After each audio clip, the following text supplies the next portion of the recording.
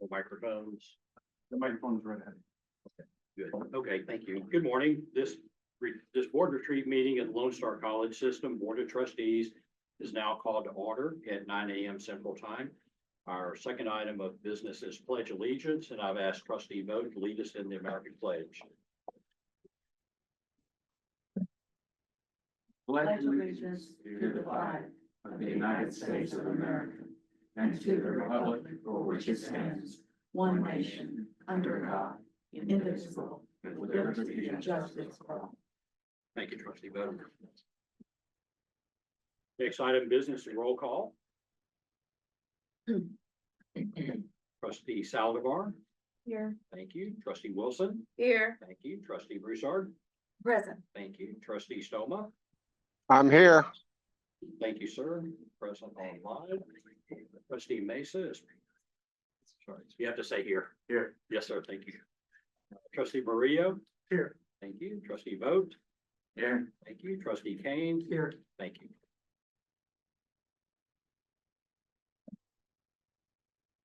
Chancellor Castillo, has the notice for this meeting been posted? I certify that the posting of the notice of this meeting has been done so in compliance with the law, Chair. Thank you very much, Chancellor. Public comment. Ms. Barnett, has anyone signed up to offer a public comment? No, sir. Thank you very much. The Board of Trustees, in accordance with the Texas Open Meetings Act, will now move into closed session under one or more of the following provisions of the Act. Section 551.071, Section 551.072, Section 551.074, and Section 551.076. The current time is 9:02 a.m. Trustees will now move to another room and staff will lead us or direct us.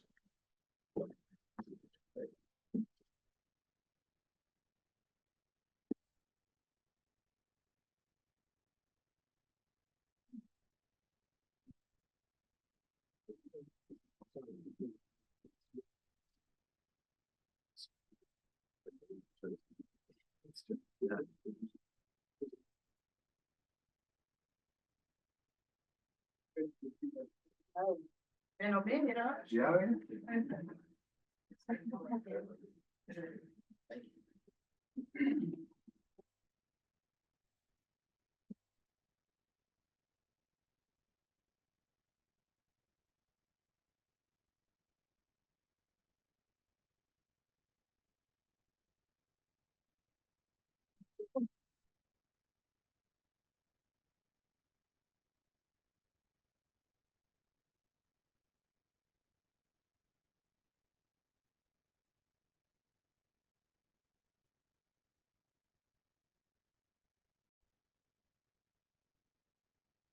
Thank you. Reconvene this meeting at 10:58 a.m. We'll now move to agenda item 8, special reports and considerations. We will now move forward with the consideration of the agenda item. May I have a motion to consider action item 1? So move. Stoma, so move. Yes, sir. Have a motion by Trustee Stoma. May I have a second? Second. Second by Trustee Kane. We'll now move to discussion. Is there any discussion on item 1? And I'll start on this side of the table and then come over to this side. And once again, I assure everyone that you will have an opportunity to speak. So if you're passed over the first time, we'll certainly get to you the second time. Trustee Vogt. I'm gonna take a pass on this time around, but I would like to speak. Okay, Trustee Broussard. Any questions or comments? No. Okay, Trustee Wilson. I do have a comment. This is a really important vote. And I know that we're, however we feel or put feelings in it, but I feel like we need to focus on what's lost. And we need to think about what comes after the vote. And we need to be real honest with ourselves. We really do. We need to think about it, and we need to think about what the judge said. And don't make it a point to where we're thinking about feelings. We gotta think about the law. We gotta think about what's right. We have to do the right thing. And I'm always on the side of doing the right thing. And law is always the right thing. And that's all I'm gonna say. Thank you. I really probably should have read the item. Oh. Consideration of approval to file motion to vacate in the United States District Court for the Southern District of Texas in response to the court order issued on February 6th, 2025, action item 1. So, are we still good? Yeah, I'm Okay. good, yeah. Okay. I just like, We'll come back around. yeah, I got it. Trustee Salazar? No. Okay, thank you. Trustee Mesa? Yes, I would like to say, or I guess, say in public that, earlier this month, the board took a vote, which was unanimous, to withdraw this order. And, I know now that even if that withdrawal would have been processed, it was still up to the judge, which I understand and I respect. And so with this motion, since it is under my name, I would just like to remind everyone that, the vote that we all took earlier this month was unanimous. And it was to withdraw, and so I read that as moving on. For the better of the board and to not erode public trust by keeping this in the light. And so I think with this motion to vacate, I don't think it'll be unanimous, but I do think it's a continuation of the original vote, which was unanimous. And it's still, up to the decision of the judge, which I understand and respect. But so this is just another option that we have as a governing body, to do things that are in the best interest of the college. And so that's my intent. I also, I agree with, Trustee Wilson, that this is an important vote. And, I'm trying not to put any feelings into it either. I'm just going, with what the unanimous decision was earlier this month. And so given that option, again, since we have that option, that's it. Thank you. Thank you, Trustee Mesa. And Trustee Stone, I'll come to you last. Trustee Kane? This is a very difficult decision because we want to be fair not only to Mr. Mesa, but also to Mrs. Pearson. We want to follow the law. We want to make sure that our decision is in keeping with the best interest of the college.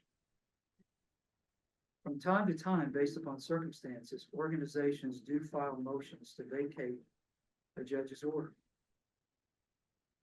to send it back to the judge for reconsideration because of extenuating circumstances.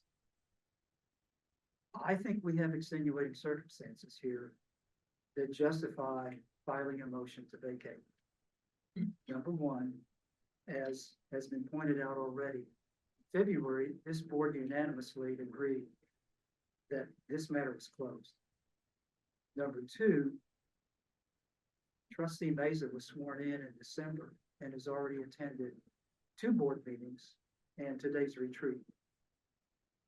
Those are extenuating circumstances that I think can be placed in front of a judge should we vote to send this motion to vacate to the judge. So I think it makes a lot of good sense, not only from the standpoint of looking at things legally, but also in the best interest of this college and this board to file this motion. So I support this. Thank you, Trustee Let me Kane. offer a correction, Chair. I was Yes, sir. sworn in November. So there's 3 board meetings. No, I have attended a total of 3. Yeah. Yeah. Because there was, 3, one in December and then the second one in December. 3. Thank you for that correction. Thank you. Thank you, Trustee Maria. I shared my, my opinion and, with my colleagues, that clearly it's a difficult decision. It's, hard to not make it personal, and never like having to think legalistically only, and all that. But I shared my thoughts on how I arrived at my decision, so, but I'll leave it at that. Okay, thank you, Trustee Maria. Trustee Stoma? I agree and support Trustee Mesa's statement. And I have nothing else to add. Thank you. Okay, thank you, trustee Stoma. I said I'd come back around one more time. Trustee voted pass, so we'll go to trustee vote for any comment.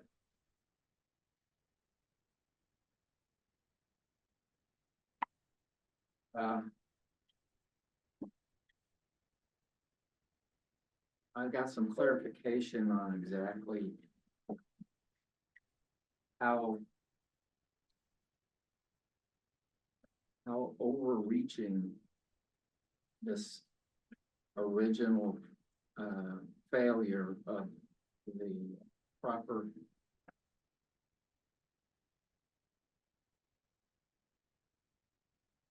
organization of our voting and how widespread the differences were. I was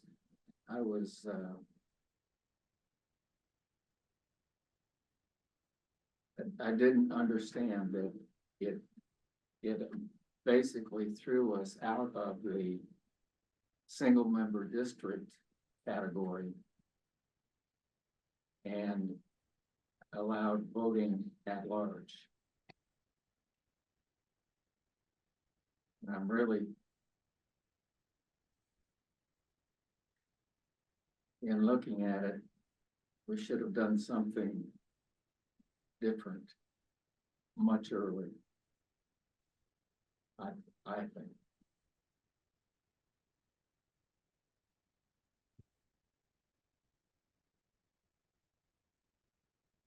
Sir, That's all I have to say. thank you. Trustee Griswold. I do want to say something after all. It's hard for me to speak. Didn't have a voice yesterday. Trustee Pierce and trustee Mesa have both served well. But to me, when a federal judge speaks, we have to listen. To me, when a federal whatever a federal judge does or says trumps whatever we vote on or whatever we do here as a board. So even though we voted last month, it becomes null and void to whatever a federal judge does. And I don't want to do anything as a board against what a federal judge says and does. This will be our last time to go around That's this. Okay, trustee Wilson. Yeah, trustee vote, I totally agree with your sentiments, like we should have taken action before. I've always been the champion since October, finding out like, hey, we gotta do something. We gotta start, we gotta do it again, because I did not want to be in this position, and it's heartbreaking, because nobody wins.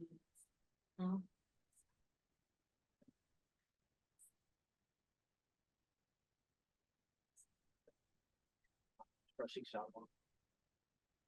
I agree with my colleagues. It is a very difficult position. Because no matter what we say here or what our vote goes, you know, there's two individuals who will be affected. So it's it's difficult. But I want to be very transparent and open, not only to you, my colleagues, but also to the public, that my vote solely goes with what the judge's order is. I just feel like if a federal judge mentions or orders something that we, you know, to us that we ought to do, we need to follow it. That's setting the sentiments aside. I love working with both of y'all, but my vote would be to what the judge's order is. It's just simple. Excellent. I'll just say, I'll just acknowledge and respect the sentiments of my colleagues with regards to wanting to honor and respect the judge's order. And I'll just further acknowledge our differences in opinion in that regard. But I do want to say I acknowledge and respect that. Thank you, trustee Mason. Trustee Kane. I've never did. Trustee Kane. Trustee Maria. Thank you, trustee Maria. Trustee Stoney, any additional comments before we take a vote? I have no further comments. Thank you. Thank you. To help me, I'd like for either the chancellor or board counsel to like I like to say, and y'all hear me say it, explain in a blue collar language what we're voting for and what it does, not opinions, of course, but which of you would like to, because this, I don't want this to be, did we vote no to vote yes or something? I think it's a legal question, sir, so I'll pay for it. Yes, Chair, what this motion would be, as we sit here today, we have an order signed by the federal judge on college of an election. And that was an order that had been requested by the college, which was questioned on all of this. This motion, if approved, would be authorizing the orders for the university to go back to the judge and asking the judge to reconsider his order and to withdraw it, basically, so that there would not be an order requiring the college to have another election. So it's not in any way saying the college won't comply with the existing order. It's asking the judge to withdraw his order. So I want to make that clear. And that would give Trustee Mesa and Trustee Pierce also an opportunity to wait if they would like in that proceeding over what they think should be done. So that's what this would do. It's just authorize the lawyers at the request of the judge to consider the withdraw this order. Okay, very good. Is it a proper for Yes, me sir. to ask a legal? Yes, sir, absolutely. Trustee So- Maria. Thank you, Chairman. So in terms of process,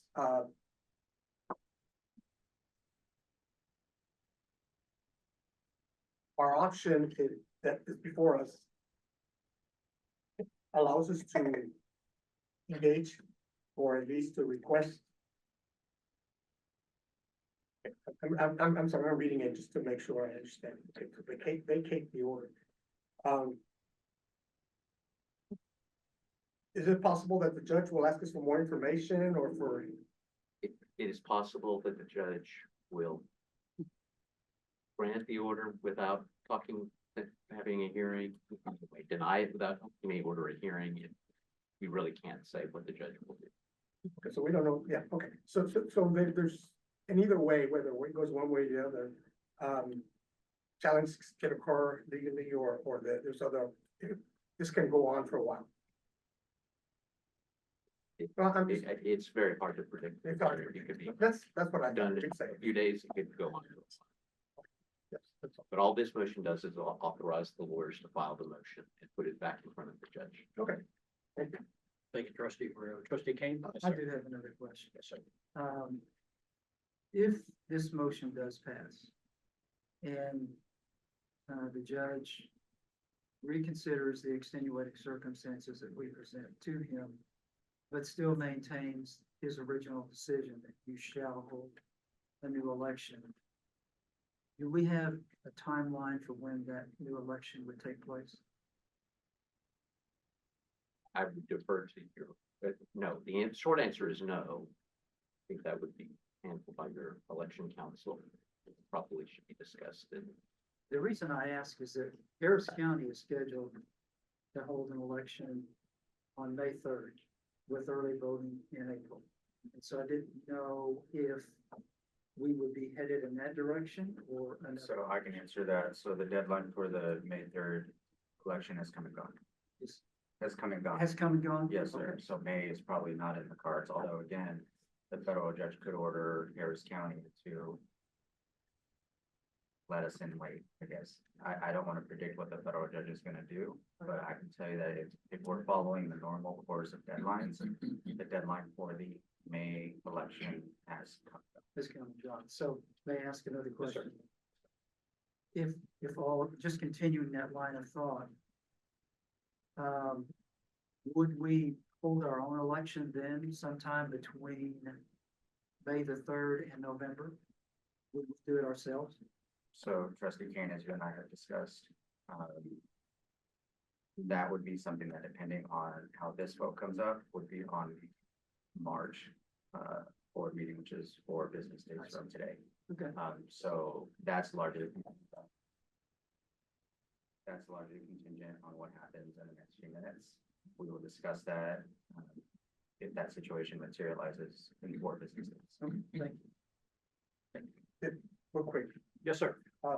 Trustee Maria. Thank you. If a special election, do we have to pay for that? Yes. It's all us, right? Do we have an idea how much it's gonna cost? I hazard to say in a public meeting that I know how much it would cost, but if we run it ourselves, it would be more expensive than if we pay Harris County.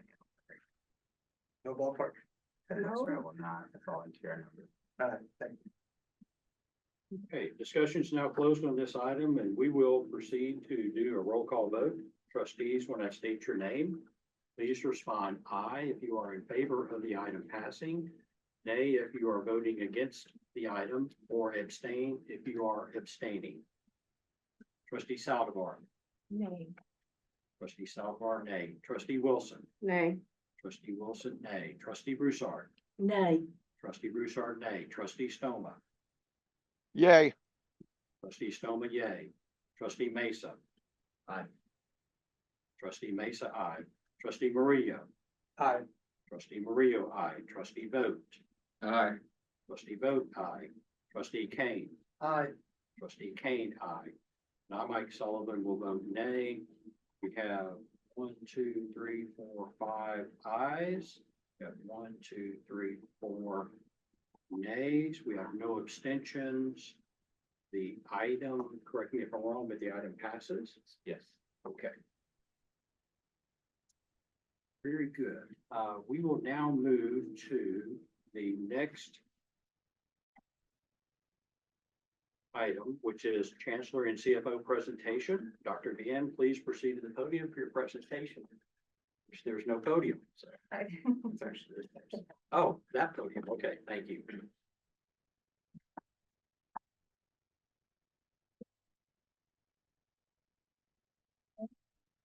Good morning, everyone. Hopefully you can hear me okay. Trustee Stoma, can you see me okay? Perfect. He's muted. Okay, just want to make sure. So I have quite a few slides to go through with you all. Please feel free to ask any questions that you have along the way. Obviously, I want to present the content and it to be interactive, but I also want you to be able to ask any questions. Obviously, I know this content can be somewhat deep and challenging, and I know, going through it quickly, I want to be respectful of your time, but I also want to make sure that we have a chance to engage. Because really this is about the finances of our. Dr. institute. Deanne, if I may, I Yep. spoke with the chair and I know we're behind about an hour. He very graciously agreed on behalf of the board to do either full time. We may have to take a break in there, Yes, but sir, please. we know you worked really hard on this and the board wants to hear everything you have to say. Thank But you. let's plan on taking a short break at 12, but not a lunch break, just for discussion. Absolutely. Thank you. And thank But take you. your time. Thank you, Chair, and Really thank you, cool. Board. Because this really is about our finances, and I say our because it really is impacting. Sorry, I'm sorry. Do we have the slides on here by chance? You should, I did provide those, to They're everyone. actually on here. Okay. Thank you, sorry. But no, you're from, it's like a wedding. I don't always know all the different parts, so I just, show up and give all things. So as we talk about the finances, it really is important. This really is the finance. It is the heartbeat of the institution. So I want to make sure that if there's something that you see that please ask about, you can always ask for additional information. I can bring that later, or we can get into that dialogue now. So just as we look at the overall conversation today, I want to kind of give you a year in review. It's been a year since we gave a full presentation to the board. And go through all the details. Some of it will be a refresher for you, and some of you, it may be new information. So we want to kind of go through all of those information. But I also wanted to start the meeting by expressing my gratitude. My gratitude to the Chancellor for his support, for his team's support, for all of my colleagues, the Vice Chancellors, and especially the Board of Trustees. I really appreciate the confidence that you've given us this past year in supporting as we really dug into the finances of the institution and worked to make that for the betterment of our students and our faculty and our employees. And so I really wanted to just start off by saying how grateful I am for each and every one of you and all the support and encouragement that you have provided. I know a lot of questions come up and this is a very important topic, so I just didn't want to start it off without saying thank you. And a sincere thank you for all of you that you do and volunteer your time towards achieving the goals of our system. So I wanted to provide a high-level overview. I know many times we get to introduce the Vice Chancellor, the Associate Vice Chancellors finance at the various meetings, but I wanted to provide you a high-level overview of the team behind the scenes. Won't spend a lot of time there, but I did want to make sure that you were aware of all of the folks that we have working on behalf of the system. The past year it's been a lot, right? It's been, every good job is worth, that's worth doing, is worth doing well. And so we've really spent a lot of the past year looking at the finance teams, looking at the system finances, really uncovering rocks, if you will. And I think you may have heard me say that sentiment last year as well. But we really have spent the last year working on improving the processes and really looking to be transparent when we talk about our finances. One of the biggest challenges that the chancellor gave to me as well as the board was to work on procurement. That was acknowledged to be a big challenge for our vendors. It was a big challenge for our departments. We wanted to make sure that we engaged more small businesses. We wanted to make sure that we reached out into the community and that we made it easy to do business with Lone Star. And I would have to say that sometimes in the past that may not have been as easy to work with us as we would have liked, as well as transparent. So we spent the last year really working to restructure our procurement area, to really spend time and attention to retraining the commodity team members to make sure we were following all state, local, processes and procedures. So I'm very proud to tell you we've made tremendous strides in that area. We've had lots of positive feedback from our community. So again, wanted to make sure we brought that to your attention today to let you know all the time and attention. We spent over 60 hours just retraining that team, hiring new individuals and retraining them to make sure that they were supporting the campuses. Because again, it's great to set a budget, but if we make it hard to buy the things or if we're not doing that well, then obviously that can be challenging. So we've really spent a lot of time and attention to that, dedicated to internal websites. We dedicated new support just for training. We've hired a new individual to work with small businesses to help local vendors be able to work with us and set up themselves to do business through the quote process. So very important process and one that we're very pleased that we could work on. Dr. Again, Vian? Yeah. This is Mike Stoma. In the past, one of the objections of small businesses is they're small businesses. And our procurement process requires a lot of resources for them to just respond and bid. So they choose not to bid it when they're probably well qualified to do it. They just don't have the resources to put towards the response we require. Have you guys done anything to mitigate that? Yes, sir. So we've implemented a new software that allows vendors to be able to work with us easy. Like I said, we've hired an additional person who is sole job is to go out and help work with vendors, help them get established. We've made the process for actually signing up as a vendor to be more streamlined. And then we are actually working to have more events this upcoming year where we're actually engaging. What I'd like to see us do is also engage our larger vendors, because to your point, sometimes it may not be that they can handle the business that we could do, but they could sub with a larger vendor. So some of those conversations are why we've hired a small business coordinator to work with our small business development team, as well as other resources to make sure that that those vendors know they can partner with each other, as well as with us independently. So yes, all those are strategic goals for procurement this past year and this upcoming year to get better at developing those relationships. Great, thank you. Yes, it did. Thank you. So again, I just put this slide in there for your informational purposes to make sure that you are aware of all the different changes that we've made in that area. We've also worked with started getting ready to be primed for a potential ERP implementation. That will be a lot of time and attention for the procurement team. So we want to make sure that you are aware, and I'll go into a little bit more about that in just a second. So auxiliary services, you saw it in my presentation where we highlighted the team. This is something we're really proud of for a system of our size. When we originally, when I got to Lone Star, we did not have a dedicated auxiliary services team. We had various things that were kind of embedded at different places, but we've also spent the last year hiring and moving those dedicated support into one area so that they could better support our system and, more importantly, our students. I know you've heard the chancellor talk about food service. You've heard me talk about that being a priority, and we continue to work on that throughout the year. So we were able to implement dining at all of the locations. We just got through doing a refresh at Montgomery. You may or may not remember that Montgomery campus, their kitchen, while we could do some catering and things, their kitchen was not prepared to, you couldn't actually cook out of there. So we just got that up and operational, and they have definitely hit the ground running, and their students and their staff are very appreciative of the cafeteria being reopened to full capacity there. We did also begin offering $2 value menus. So we have chicken nuggets, quesadillas, sandwiches. And I say that, why is that important? Why is that important for the CFO to talk about $2 hamburgers or $2 chicken nuggets?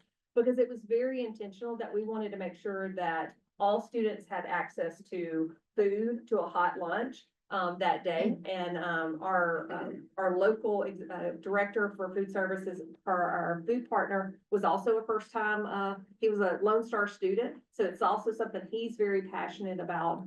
We have a lot of high school students as well that eat lunch with us as part of one of our partners. So I just wanted to kind of highlight that specific thing because, and I actually eat that myself quite a few times during the month, just to make sure that, you know, we're serving things that are up for par, and there are things that I would want to make sure that I would also eat. And so just wanted to highlight that. We are going to give Tomball and North Harris cafeterias a facelift, if you will, the next few, over the next course of the year. EBC Johnson and I have already started a plan on that, so that we can also get those two cafeterias, give them some love that they need. So a lot of the rest of the cafeterias, you know, are where they need to be, but we want to spend special time and attention there.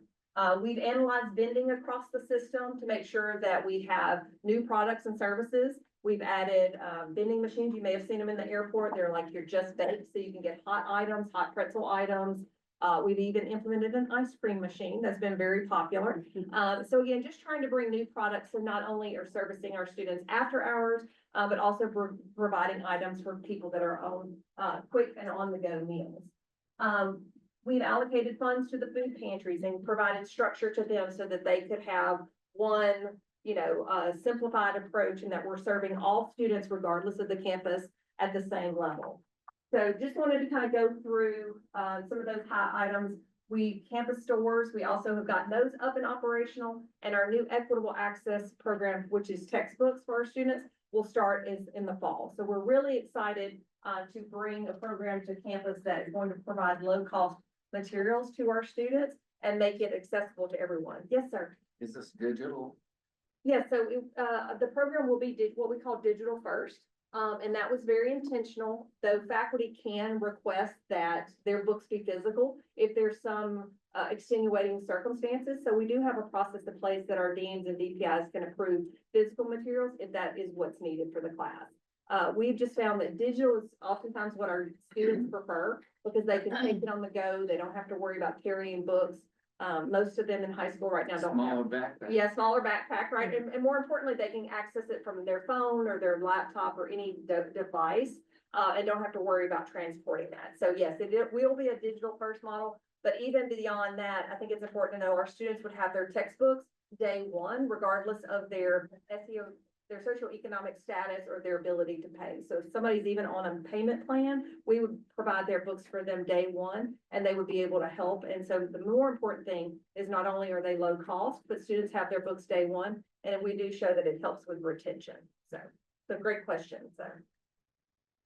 All right, so again, just some pictures here. Again, I highlighted the value items. You can see that we have the different cafeterias, a new vending machine. And then of course, our students are very excited about their new swag. I've been excited to see all the swag that all the students walking around. They're very proud of their Lone Star College sweatshirts and t-shirts. So if you have not had an opportunity, I would love to have you stop by one of our campus stores and go in and give your feedback, pick up some swag. They have some really nice items in there. And more importantly, they're at a very good price point. And that was also part of our intentional conversation. I know I've been at college and university bookstores, and sometimes you can get, you know, shock or sticker shock from those. And so we've also got lots of positive feedback from our community at the prices that we are. So they're very reasonable. You can pick up a hoodie or a sweatshirt for, you know, as low as like $20, $25, $28, which is really good in today's market. So definitely encourage you, if you haven't had the chance to go by there, to please go by there and address that. Dr. Bean, will you go back one slide? Yes, I want sir. to highlight something for the board and compliment the people who are behind this. Right there. So, you know, Dr. Bien sort of talks about how we brought back sort of the swag, but I really encourage you, we have actually one of these, I think, spirit shops on the second floor. To go visit it, at some point today if you can. Not only did they bring the stores back, but it's fresher, and it's hard to describe sort of like the logos and the clothes. They're more in line with what someone who's 18, 19, 20 years old would wear. And there's actually some items already that I've seen several people posting on social media, like this is the hat to have. And so there's essentially now this culture of wanting to wear the clothes, which, to be quite candid with you,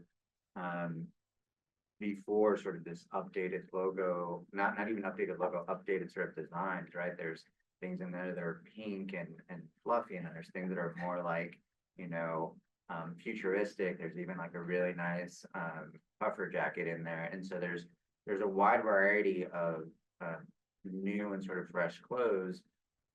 And so I wanted to commend the folks, because everything that Dr. Bean and her staff do is very, very intentional. Right, so it's not just let's open up the spirit shops. It's okay, let's open them up, and if we have things that, you know, if you have, like when I was in college, 15, 20 bucks and you want to buy a t-shirt, can you buy one? Are there different designs and things of that nature? Also, by the way, we have started a pilot program this spring with Dr. Van's help. I got a lot of feedback. There was some faculty members that wanted supplies.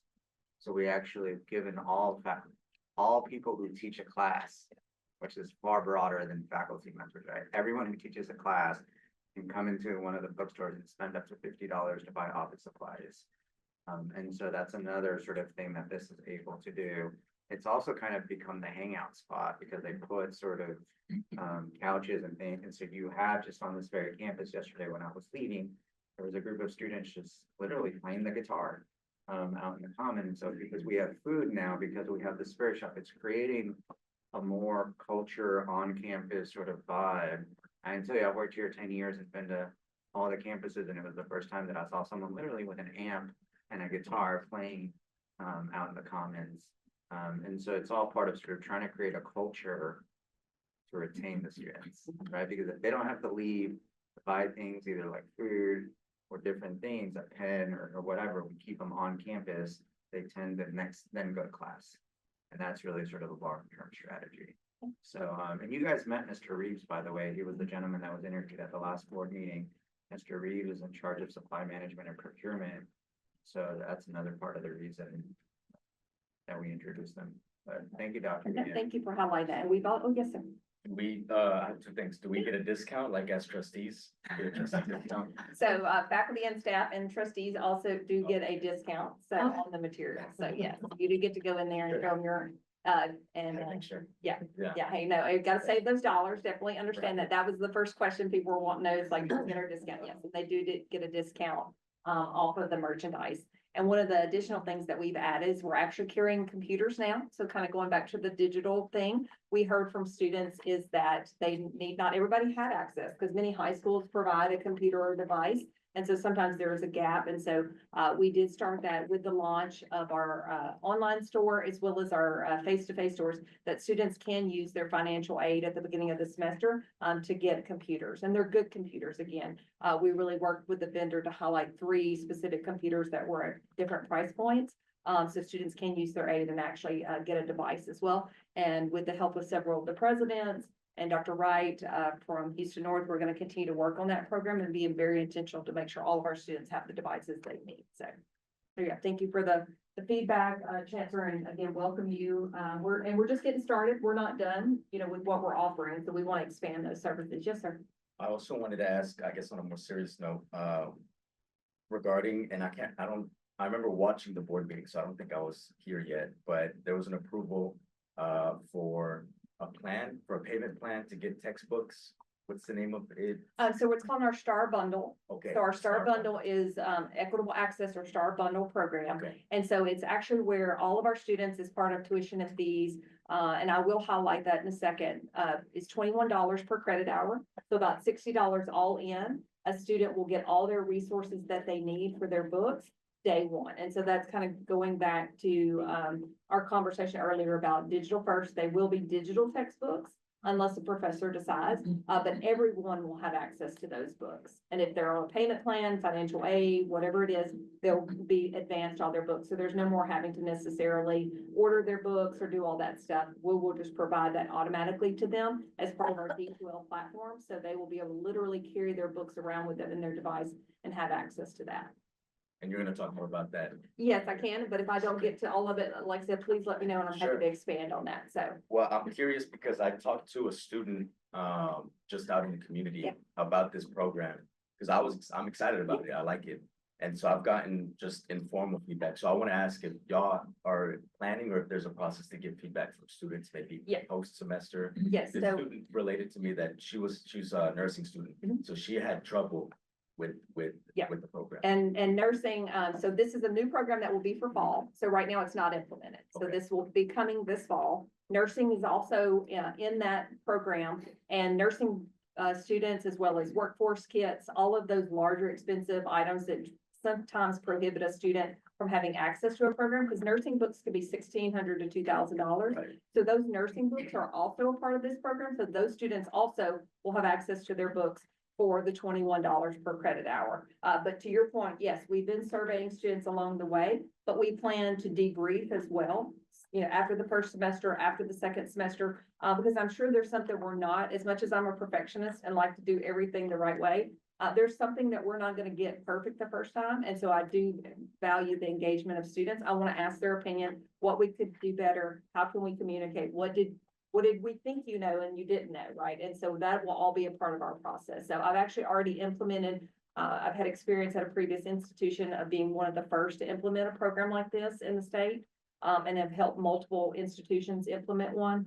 So like I said, some of that has taught lessons learned, but I still can be taught from students on what we need to know. So we will be engaging them as part of that process. But of course, as always, if you ever have a student with feedback, please be happy to send them. We'd love to hear their thoughts and see what it is that, you know, what we're missing. Very good, thank you. Other questions or comments? I don't wanna. So one of the things that we talked about too is some of the items that you ask us to work on and engage. We've been very intentional about some of the positions that we put in place. Just recently, we've worked to rehire a payroll accountant. That was a position Lone Star used to have years ago, and it was a position during that had been eliminated. And so we've been able to bring that back. We've also had the executive director and controller for the institution. I believe to my knowledge, that has been vacant for at least the last 4 to 5 years and had multiple, failed attempts to hire somebody, which is a key integral part of your accounting teams. So we've successfully gone through that process, and I'm pleased to say that we actually have a person, starting in that role this month. So very excited to have some of those key structures back. I know that accounting may not excite everyone in the room, but the accounting role, following Gatsby, a lot of those really technical items are very important to our integrity of our institution. And so just wanted to kind of provide some highlights to you that that's something we've really been working hard to get back in line and get those key positions filled this last year. Again, you heard me briefly mention it as part of our ERP. I know the board has through its actions, been very intentional about making ERP an important part of our future, and we put funds aside for that. So along those same lines, we thought it was very important to hire a commodity manager for procurement that will specialize in that. Anytime you implement an ERP, it's a very large endeavor. It can be very complicated, and we want to make sure we get that done correctly. And so it's very important for that person to be dedicated to that process. So we have started the process to get on board a new commodity manager. We are looking to hire additional CPAs in the position. Again, when I took over, we had one CPA for the system in the finance department, and they are in budget and planning. They're actually not in the accounting. So we've been very intentional. That was something that we had talked about as a group as well. And so our goal is to try to add additional CPAs for our system. Treasury function, that continues to be an item that we work very diligently on. So treasury handles all of our investments, our cash flow, our capital projects. And when if you remember when I reported last year, we had that department was down to like 1.5 FTEs this time last year. So we've really been spending time to rebuild that area. And that was either due to attrition, retirements, various change in positions. And so again, they handle our taxes, they handle a lot of key areas. And so we've really worked hard on that, and that continues to be a project for 25 and 26, because I really want to develop a cash flow model where we can actually do a better job of moving budget authority with capital projects. And that's something that we have not necessarily had the practice of doing in the past. So again, just want to make sure that you are aware of some of those key functions. We are working, which you will see in some of the G1 presentations, on an entirely new model that we hope to roll out for budget FY 27. A system of our size is our biggest advantage, but it's also our Achilles heel sometimes when it tries to implement new things. And so it really is time for us to look at a different budget model that we can roll out so that we can be more agile, that we can be able to roll with the times and be able to adapt. So we are looking at a new model, and we will be working with the campus presidents, the various vice chancellors and colleagues to actually implement a new budget model for FY 27. We are looking to redefine some of the terminology we use. We're looking to rebuild our chart of accounts. And of course, just looking at all the different ways that we can better support our students, as well as using standardized like facility use agreements. So a lot of the things that we do are just different depending on the campus. And so part of our job the last year is just trying to get everybody, swimming in the same swim lane, right? Sometimes it's just trying to get everybody at the same pool, and then get them in the same swim lane is even more important than that. But that's some of our biggest challenges that we have. And again, I know the finances and the money is not the most exciting thing, and some of the terminology is not as exciting as some of the other stuff, but it is very integral to all the things in supporting our students. So our team has really been working hard behind the scenes to get some of these things done. I always think it's important that we talk about all the good stuff we do, but also think last year, I think Chair Sullivan even asked, some of our challenges, where we needed support from the board. And so I wanted to make sure we also highlighted some of the challenges that we had. And a lot of it has to do with processes. As many of you know, many of you have been here, been involved with the system for a number of years. We had kind of a series of perfect storms, if you will. When the colleges were originally started, they each kind of got to do their own thing. And then once upon a time, then we brought them all together and said, okay, now you need to play nice and be in the same sandbox and doing the same thing. And so that's hard. And we still have some of that we haven't quite streamlined with some of the finances. And so that's really, people are very passionate about their processes, and people we as humans like to own things and say like, this is my process, I don't want to change them. And so sometimes, especially when we've had folks that live here 20, have worked here 20 and 30 years, we get very tied to the way we like to do things. So some of the challenges that we see are just challenging that culture, trying to get people to think outside the box. And we're very fortunate because we have some of the most hardworking, wonderful people that are employed here at Lone Star. And that really they are our greatest advantage. And so just trying to get everybody to understand that some of the ways we've done business may not always be the best way to keep us going into the future. But it's been a challenge, but it's, we're working together to get that done. So. Yeah, you mentioned historically, or, some of the processes what we went through, a lot of it has to do with the fact that we're grown. Right, yeah. And what I recall from a previous meetings or when we went through this process, we had to leverage new resources, whether from state or for accountability, best practices, whatever. So that's going well, right? I mean, I know that it's like going from small school, I can see the difference. Yeah. How we have to evolve, or have to move on to the next and bring in new technology and. Yeah, you hit the nail on the head. It's not anybody not doing what they're supposed to be or Right. not. It was just out of a matter of practice. We grew so quickly that processes that were great for a school of 13,000 or 20,000 were manageable. When you get to 92 and 93,000 and 26, 27 locations, right? It's just, you can't manage things on spreadsheets, right? You can't have people doing shadow spreadsheets and things like that. And so a lot of it's just getting caught up and doing things in a more modernized way. But again, to your point, is we grew fast, we had Harvey, we had COVID, we had all these certain things that just kind of put us behind the 8 ball in some of the processes. But again, that's where it goes back to the gratitude for the chancellor, for the colleagues and stuff that have been really instrumental in helping us be more agile. And all of those things is just to get us to be faster so we can support students where they need us to be. So it's not a bad thing, but it is things just to make us be a little bit more agile, than what we. And to add to that, Trustee Sullivan, that's an excellent point, because I get asked all the time, right, as the fifth chancellor of this institution, sometimes people like to compare chancellors, right? So, but one of the things I always remind people is every chancellor faced a very different world. And every chancellor faced very different external and internal pressures, and every chancellor sort of faced different challenges, right? And so, the last administration really had that challenge, which was when Chancellor Head took over, Dr. Carpenter, when Dr. Carpenter took over, this institution had about 30,000 students, right? By the time Dr. Carpenter leaves, it has about 80,000.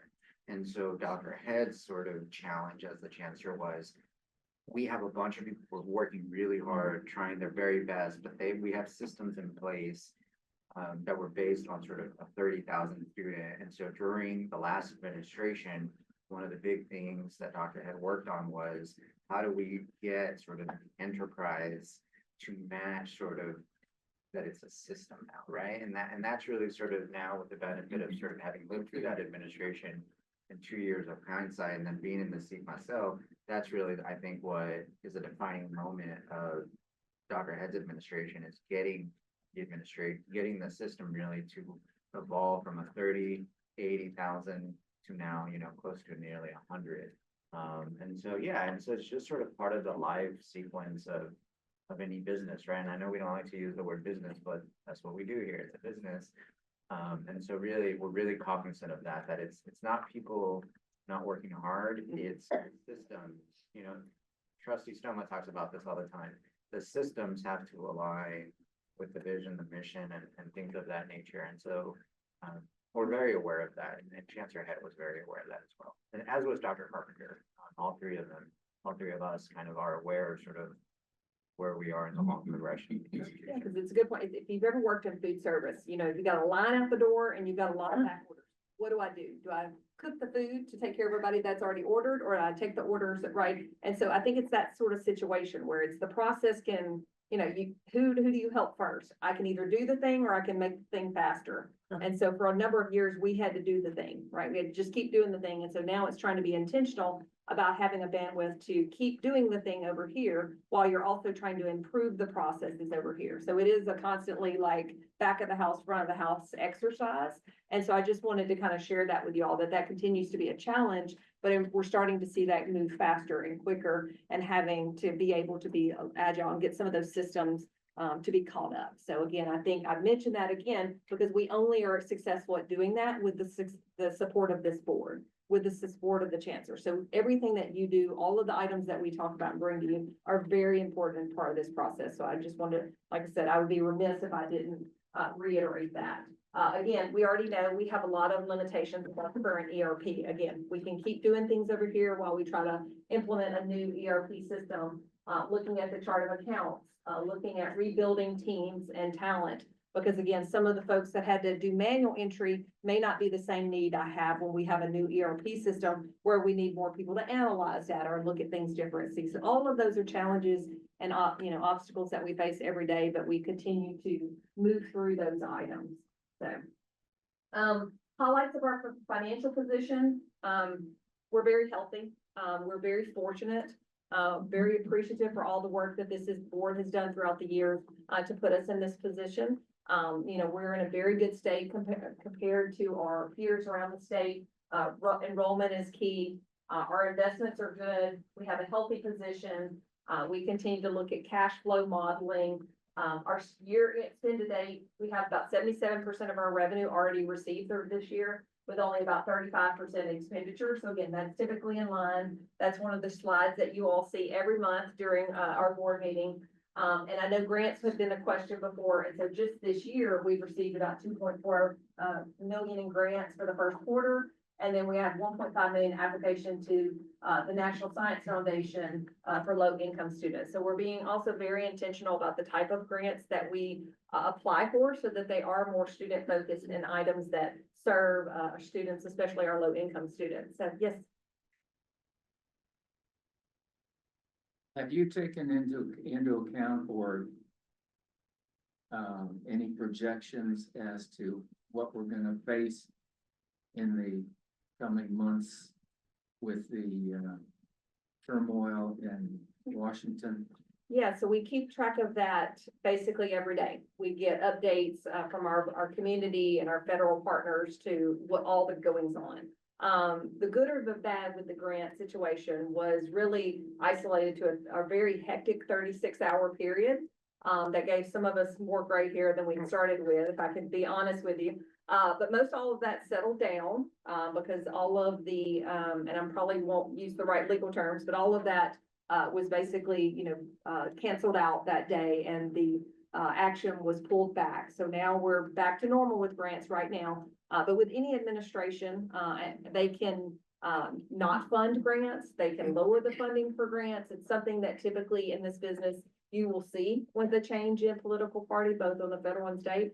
So to your point, we're not overreacting. We're handling business as usual, but we're also preparing our teams to make sure that, again, that we're intentional in the type of grants that we apply for, and that we don't necessarily apply for any soft money items that would impact our long-term success. So we want them to supplement things that we do, but may not be critical to our infrastructure. So we are fortunate, at least in that regard, that a lot of those are wraparound services and different things. But yes, we've had lots of conversations on what we would do in the case that any of those would be reduced. But I think that's just the nature of soft money. And Do you refer to Pell Grants as soft money? so Pell Grants were not so as in the original issues, Pell Grants were not part. So the administration came back and said that Pell Grants itself were not part of the grant freeze. I know there's been some additional conversations about Pell this week. When we were in DC a couple weeks ago, the chancellor and I, as well as the group that was there, spoke with every single House member and every single senator about the importance on Pell Grants. Not only about the amount of Pell Grants, but our Pell Grants for our students are taxable. So we had some really good conversations about that with our administrators, and we're keeping a close eye on what's going on. Not getting any indications that they are looking to not fund Pell Grants as much. They may not increase what's there. But again, anything in DC can change quickly. So that's why it's important for us to stay on top of it. And I've got updates as of yesterday, just kind of with those actions. So not sure if that's answering your question, but with Pell Grants, that would impact the institution, but we don't have any knowledge right now that that would actually come to fruition as of today.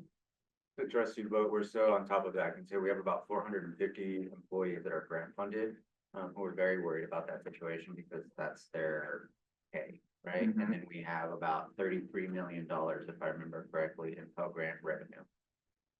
So do the math, $33 million of revenue comes to this institution. If I remember correctly, it's been about a couple of weeks since I got that number, but if I'm correct, it's about $33 million comes through Pell Grants through financial aid. Essentially, and about 60% of our students either qualify or are on financial aid. And so that was really sort of Dr. Vian, as she often does, put it very diplomatically. It was a 36-hour sort of, first we're worried about is financial aid canceled for the students. Then it became what's happening with the grant funded employees. And now it's the Pell Grants. And so it's been a very, very busy, but just to make sure we keep the conversation apolitical, that is very common every 4 years, right? Especially when there's a change in the leadership. Because I've written to the entire employees. I wrote all these yesterday because I keep getting questions about it.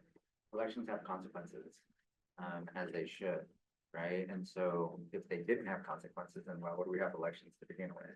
And so every 4 years, especially when there's a party change, we have some of this where, when President Biden became the president, he said, I'm not going to fund these things.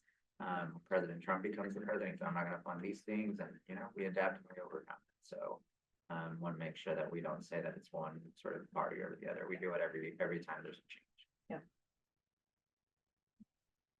So again, as we're going through G1, and I don't want to steal some of the chancellor's thunder, I know some of the Gs will be discussed later, but we did successfully complete the first 3 phases of the G that we had worked on. And then the next phase for us will be, as I've mentioned, we're going to look at a new budget model. We're continuing to look at our budget forecast spend process. We're looking to continue to enhance procurement 2.0. And then again, we're continuing to look at our government an alumni relations component and how we strengthen our relationship with external partners, with past alumni to support student through mentoring and things along that line. So, we continue to very much focus on G1, so much so that when I meet with my staff on the finance team and we're talking about specific projects that they're relating on, I reference which G this ties to, so that it's in front of them on a daily basis, that all of the things that they're doing are working to improve all of those processes, even if it's small bites of the apple.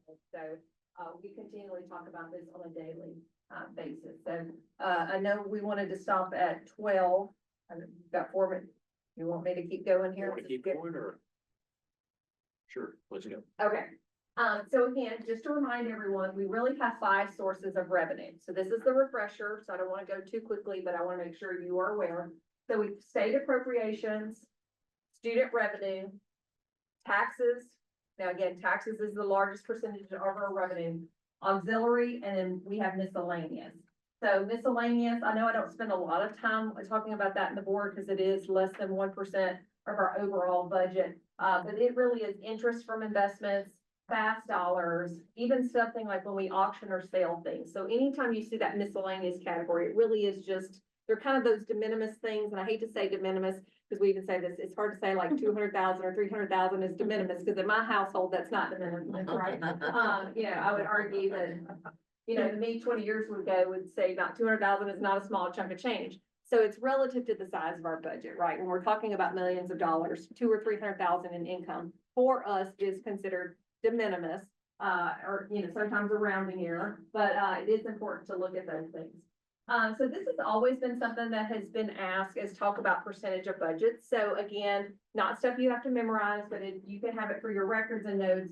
And so when you're looking at the FY 25 budget, just to remind you, we are at $513 million budget, even up from 25 from 375. So we have had tremendous growth in revenue, over the last several years. But you can see that the percentage of our budgets to revenue is really kind of remained the same. So last year was local taxes were 48%. This year they're 45%, but still a significant portion of our budget is from our local tax base. Yes, ma'am. Just a quick question. No, please. In the percentage, where does the federal grants fall? So they're typically so we don't typically budget Okay. grants. So that's a great question. So when you get the ACFR in March at the board meeting and we go over the ACFR, a lot of times that is where we will project like our Pell Grant income or revenue or grant money, because we don't necessarily have control of that. So oftentimes what you would only see are some small amounts of grants that might come through in miscellaneous or rebates or reimbursements like FEMA, and some of that stuff may now come in as miscellaneous. But we don't typically put that in our budget authority because it's not necessarily income that we control. So that's why when you see the ACFR come out next month, that is actuals, and that it always get the question, I thought our budget was 513. This amount is far superior. And that's because we will account in the ACFR for all of the sources of income that we have and not just what our income that we earn, if that makes sense. So we don't typically look at grant income as like a stream of revenue because we can't rely on it. Yes. I'm gonna start raising my hand. Okay, you can. All right, so, Allow it. You're calling it something different than what it's been called in the past, and I wanna make sure the board knows Oh. that you're changing the name of something. So the document that you were just referring to is now called the, ACFR, and what did you used to call it? the CAFR. Would you like to explain to the board why we changed the name? So it's not just a Lone Star change. I will make that note, that the accounting, the national accounting firms several years ago recognized that was not, a very polite term in a multitude of languages. And it was actually a derogatory term as when used as an acronym like that. And so about 4 to 5 years ago, it was changed to the ACFR. So yes, it would have previously been referred to as a different name, but it's our annual certified financial report. So, but thank you. Yes. So it's the Dr. same thing. Bean? You can, yes. It's Mike Stoma. Since you got these revenue numbers up here, something to share with you, and I can't remember if I shared this with you before. During my runoff special election, I personally visited over 350 homes out here in the Cypress District 1 area. Talked to homeowners, talked to students, talk to, parents of students. By and large, excuse me, they all want to see a reduction in taxes and another increase in their homestead exemptions. I mean, that I think if you took a poll district-wide, you'll find that that's going to be the case. And it wasn't just me that got that feedback, it was feedback to other workers that was working for me. So I just want to say, I think we should consider, no matter how small or how large, those two actions in the next budget to give these people relief out here, because everybody's still really sucking wind. So just wanted to share that. Yeah, thank you for sharing that, and definitely that can obviously be something that we address as a group when we vote and we meet on the tax rates. We won't start to get the approximated tax revenues rolls until April. However, we're also along that lines continuing to monitor what's going on in Austin, as there are several bills passed on both sides of the aisle that would address additional homestead exemptions. And so we have to understand how that would play in as well. So we are continuing to monitor that on the state level from that angle on how that would impact us, as well as what we would be able to do from our local lens as well. So definitely we'll make a note of that, sir, and happy to continue to discuss that as an option for the board once we review tax rates. Sure. So I know one of the things that was asked at one of the last board meetings is to talk a little bit more about our state appropriations and the changes. So the high level of this chart, basically, when you're looking at the left and the right, is that previously the state funded us with heads and seats. This is the easiest way I can say. You bring someone in, if they're still there by the 12th class day or census, then we would get a check from the state for that amount. That has gone away. For at least Lone Star specifically, we do not get any formula funding from that method, and it is all outcomes based. So it doesn't matter who you get, it's how well you keep them. Did they get a degree? Did you give them a certificate? Did they transfer to a 4-year? And so I just want to make sure that when we talk about that, I know it's important to reiterate, but did want to make sure that you are aware of that item. Also looking at how that has impacted our state formula. We have been a huge beneficiary of the new program. Both the chancellor and I went around and thanked every one of our state representatives when we were in Austin several weeks ago and said, you know, thank you. Thank you. You know, what they're doing for community colleges around the state are tremendous. For us, we have went from approximately 83 million in state appropriations to FY25, right around 113, close to $114 million in state appropriations based off of doing the right thing for students and helping them get graduated, get certificates. So I did want you to see somewhat of a slide of that transition, as well as being able to kind of match up better what budgets to actuals were. So again, we talked about several years ago having an $8 million delta. The state appropriations this year between what was budgeted and what we actual is less than $100,000 approximately. That was different. So again, 100,000 is still a lot of money, but for the most part, it's a rounding error once you get up to the $113 million item. So I just wanted to make sure that I pointed that out to you, that we have been a huge beneficiary of that. So when you're talking to our reps and you're out in public and you're meeting with them, House Bill 8 has been a huge benefit to us, and we're very thankful for the state and continue to talk with our state legislators about the importance of that and that their job's not done. They have to continue to fully fund us. And we can talk about that if there's time, but just wanted to make sure you are aware that we have been a beneficiary of that program. Can I ask? Yes. Are we following our students as they get out into the workforce and as going further in their education? Yes, the state has set some parameters around what that looks like, and because it is tracking whether someone is getting a living wage and what that looks like within 13 months of graduation. And I do believe, I don't know if that will be discussed, part of one of our Gs also addresses checking, you know, our marketplace and seeing that we're not only graduating, but they're getting a living wage and an increase of wage once they get out. And so that is part of the House Bill program, and that we do have to report those statistics, as well as the state is validating some of that against their own database to see how well the students are, how well they're faring in the various paycheck world, if you will. And then we have a chart that's based off of, which one are the top. And further, school. Yes, now Yes, sir. we're checking it up to a certain point, and then again, the state has several variables that they look at and how many months after graduation. Yes, sir. So we track, and this goes back, this isn't our doing, this Yeah. goes back years and years, probably back to Dr. Carpenter's administration. We track how students do at the universities. And they tend to do better objectively, our students. And I was actually just meeting with students yesterday. And I was telling them that students that come from Lone Star, that third and fourth year, outperform students who started at those universities as freshmen. And so we're able to sort of tell parents that and tell the students that, so you're outperforming the other students, you have a lot less debt. It's a really sort of big sort of selling proposition to the students. As far as the workforce, we will talk about that this afternoon during my evaluation, because that is one of the main goals.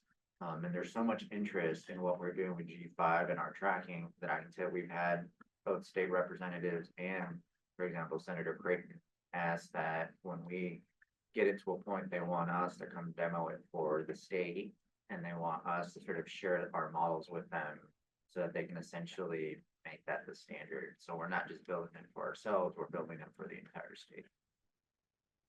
And again, this is not something, you have to study, you do have that slot in there, but this is the new variables where we get our bonus dollars for, if you were state appropriations for, that look at all of these features. And again, if a student is disadvantaged, if they are from a low income family, if it's a high demand field, to your point, that, we get additional dollars for those items. So I just wanted to put that slide in there because I think it's come up in at least one of the board meetings where you wanted to have that information. So really just put that in there for your own performance. And if you have any specific questions, we can go through those items. But this is what these variables equate to us to the tune of $113 million. So I think, for lack of a better word, I could share that whole spreadsheet with you, but it's pretty deep. You would probably fall asleep on me if I went through all of those variables. And I know I stand between you and lunch for some things, but I just want to let you know, when you're looking at it, you're like, where did the 113? It came from a combination of these variables, depending on the various weights. So all of these things led to our $113 million in state appropriations. So when you're looking at the state appropriations, again, it continues to be a challenge just because they're budgeting us, we're forecasting, they're shoring us up in the year. This year has been a challenge because many of you've heard us say, the state because community colleges did so well, we exceeded what they put in the appropriations biennium by about the tune of 89.5 million. That was, I think that came out right shortly after the last board meeting, that it had gotten up to about $89 million. So that is what we're talking with the legislation about. There was testimony yesterday to this tune where we're trying to make sure that they're going to shore up the community colleges. But this continues to be a challenge because, again, if you don't hit the marks, you will owe some funds back the next year. If you do well, then you may not have had that budgeted in. So our goal is to try to get that as close to what we think it's going to be, so that we're not having to do that. We have seen some other schools have huge, tremendous swings in their forecast versus what their actuals were, which is great for some of them because they got a lot of additional dollars. But as we've learned, if we don't budget it, we can't spend it. So we're trying to estimate as close to possible, either through the state model or the model that we've done internally to try to match what we think those numbers are going to be. So that I want to stop right there because I want to ask the board for your input, right? Because we're we're a team. And so part of what I want to ask the board is really that what Dr. Vian just talked about. I'd like some guidance from the board about, and I don't want to just sort of zip through that. So we'll make sure that we all understand the policy decision. So there's a way to say, hey, let's underestimate or conservatively estimate what we're going to get. And so then you'll have colleges that do that. And then like a few months later, and they get this huge windfall.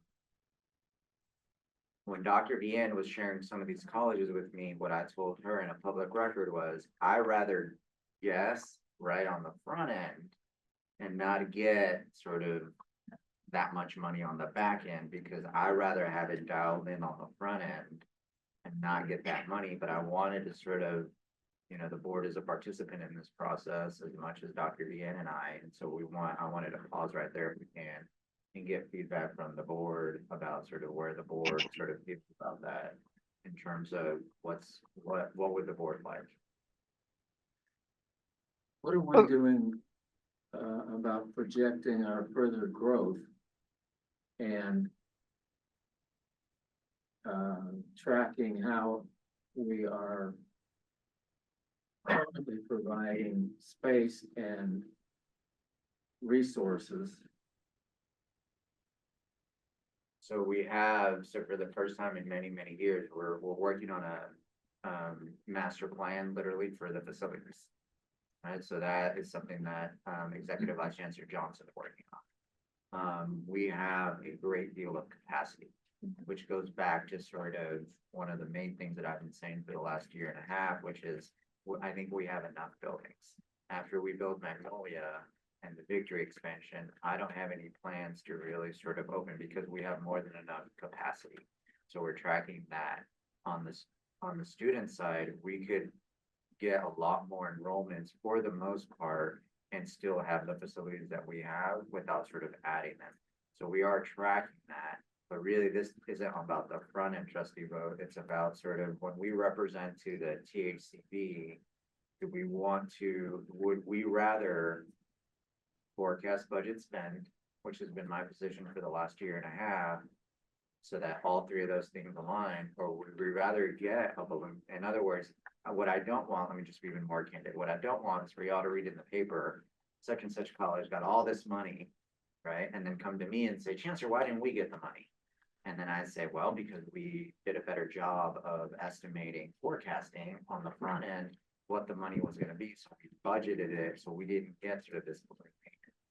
And I wanna have that conversation now, because we are kind of in that situation from what I understand. We are not getting sort of this massive balloon because we've done a remarkable job, as we'll talk about more during my evaluation, compared to last year, even in forecasting.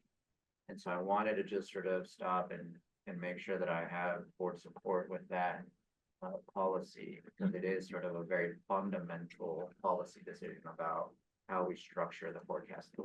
Let me, if I may, pros and cons of forecasting or taking it on the back end. Okay, Dr. Villa? Yeah, so if we don't put it in the budget, we can't spend it. And so investments is another good example that I can show you. You can actually see that play out live. For the past several years, for investments for the system, we have only budgeted somewhere around $1 million in income for investments. Because we don't control what the Fed's gonna set the rate at, right? This year, if you notice, when I got up there, like investments have killed it. We've gotten like $15 million in investments. Well, that's a $14 million gap. One of our recommendations, again, part of this conversation with the board, would be to how aggressive do you want us to be, or how close do you want me to try to truly forecast that? But then you become reliant on it. So it is, so from a pros and cons standpoint, if we increase what that number is, we have more money to spend. But you also have to have the ability to hold some back as well, that you don't allocate it out, because if you don't hit your target, then you didn't actually receive that revenue to spend, right? It could cause you to be in the deficit. So I think it really just depends on items that you have in priorities and things. So I think to the chancellor's point, as close as you can budget to actuals is preferred. That way you're not too out of line, but it just depends on if we want to be more aggressive with anything. Because if we think we're going to do well, we could leave a little bit of room in it in case we did, so we can spend it if we get it. But if I don't budget it and I don't actually put that as part of our $513 million, to the chancellor's point, even if we get it, we can't spend it. It would go into surplus, so it's not a bad thing, right? So when I say we can't spend it, we just couldn't spend it in this fiscal year. So if Here was This, gonna this, ask, under this new funding system, is there a one-year lag? In other words, is our budget for 24-25 based upon our results from 23-24? So it's changing. So I will tell you, this past year, what we got in that year was a lag for the 3-year rolling average. What the state is trying to get to is in the same year, they're shoring up what actuals. So like we would get an estimate this summer, what they think this next year will be. However, in February, if we actually did better, that's where like the chancellor said, a lot of schools are getting those bonus checks, if you will, because they did better than what they predicted they would. So they're trying to shore us up in the same year. And some people may owe. Yeah, and some people may owe, That was my. yes, and they do owe. And so several of them, again, I could share that spreadsheet. It is public document that is like, you know, this so-and-so is down $600,000. Now, for that model, the state actually shores you up the following year.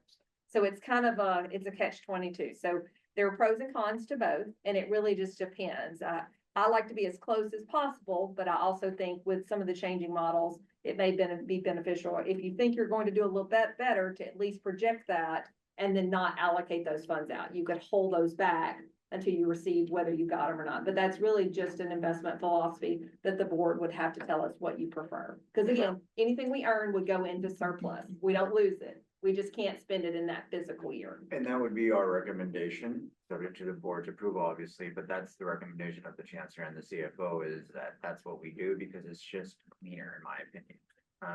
It's just cleaner, but I wanted to sort of highlight because, you know, we're sitting here giving you this presentation and we want to make sure that y'all feel like y'all are participants in this process, right? And we need your feedback. And so we want to make sure that when we're doing things, we're doing it consistent with the elected officials of this institution.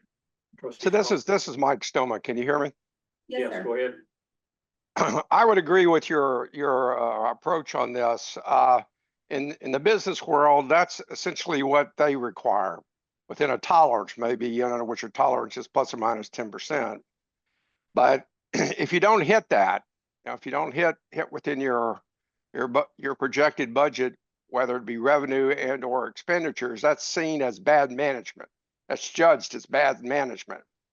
So I would agree with your policy. You should closely estimate what revenue and expenditures are. And since you're tracking this, Dr. Vienna, over time, you will know at some point when there's going to be a windfall or a shortfall. At that point, that's where you need to bring the board in to inform them, have options to how to deal with both. Thank you. Other questions or comments? You mentioned, projecting studies as to further growth. Yes, sir. Are we including, growth of the size of the district? Yes, sir. Yes, sir. Population growth aligned with. And not population, geographic and footprint Of the district? of the district. No, sir. They're 2,700 square miles, in my opinion, and recognition to the board is more than enough. And that's been sort of one of my big recommendations Okay. to the board over the last year and a half is we've got to take care of the 2,700 square miles that we have before we add 2,800 or 2,900 or 3,000. We have enough work to do, in my opinion, with the 2,700. And also just put my legal hat on for just a second. Our expansion is constrained by statute. So you can't really just take over territory without encroaching on the territory of another community college. Can we encroach on, more on,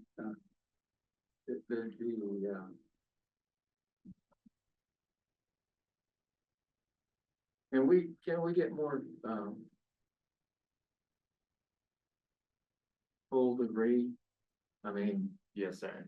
So that's one of the things that we're working on, and it's part of my presentation this afternoon. I actually have a map that resembles a risk board, and so that's this afternoon. Okay. And we're gonna talk about sort of the ideas there. Because one of the things that I want to be really clear, I don't believe in geographic expansion.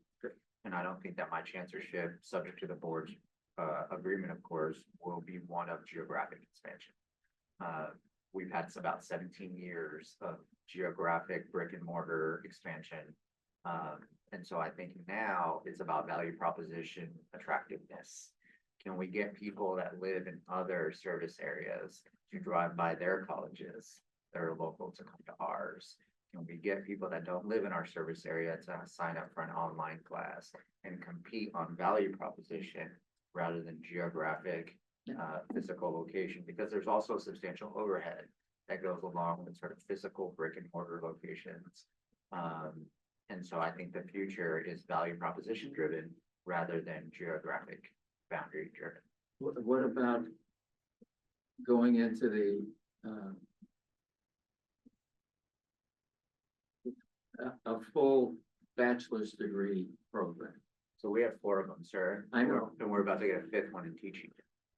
in teaching? Yes, sir. Teaching is the 5th one that we're working on.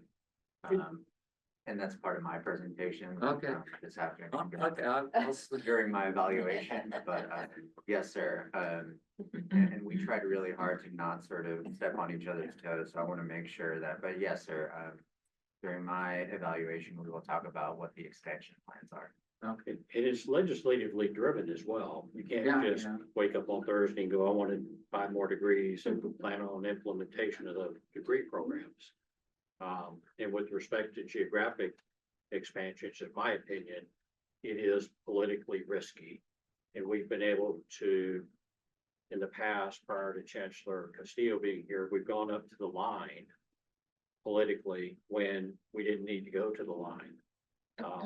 I think that as he has explained it to us as well in closed session, I assume, we can do very well with what we have if we do it better.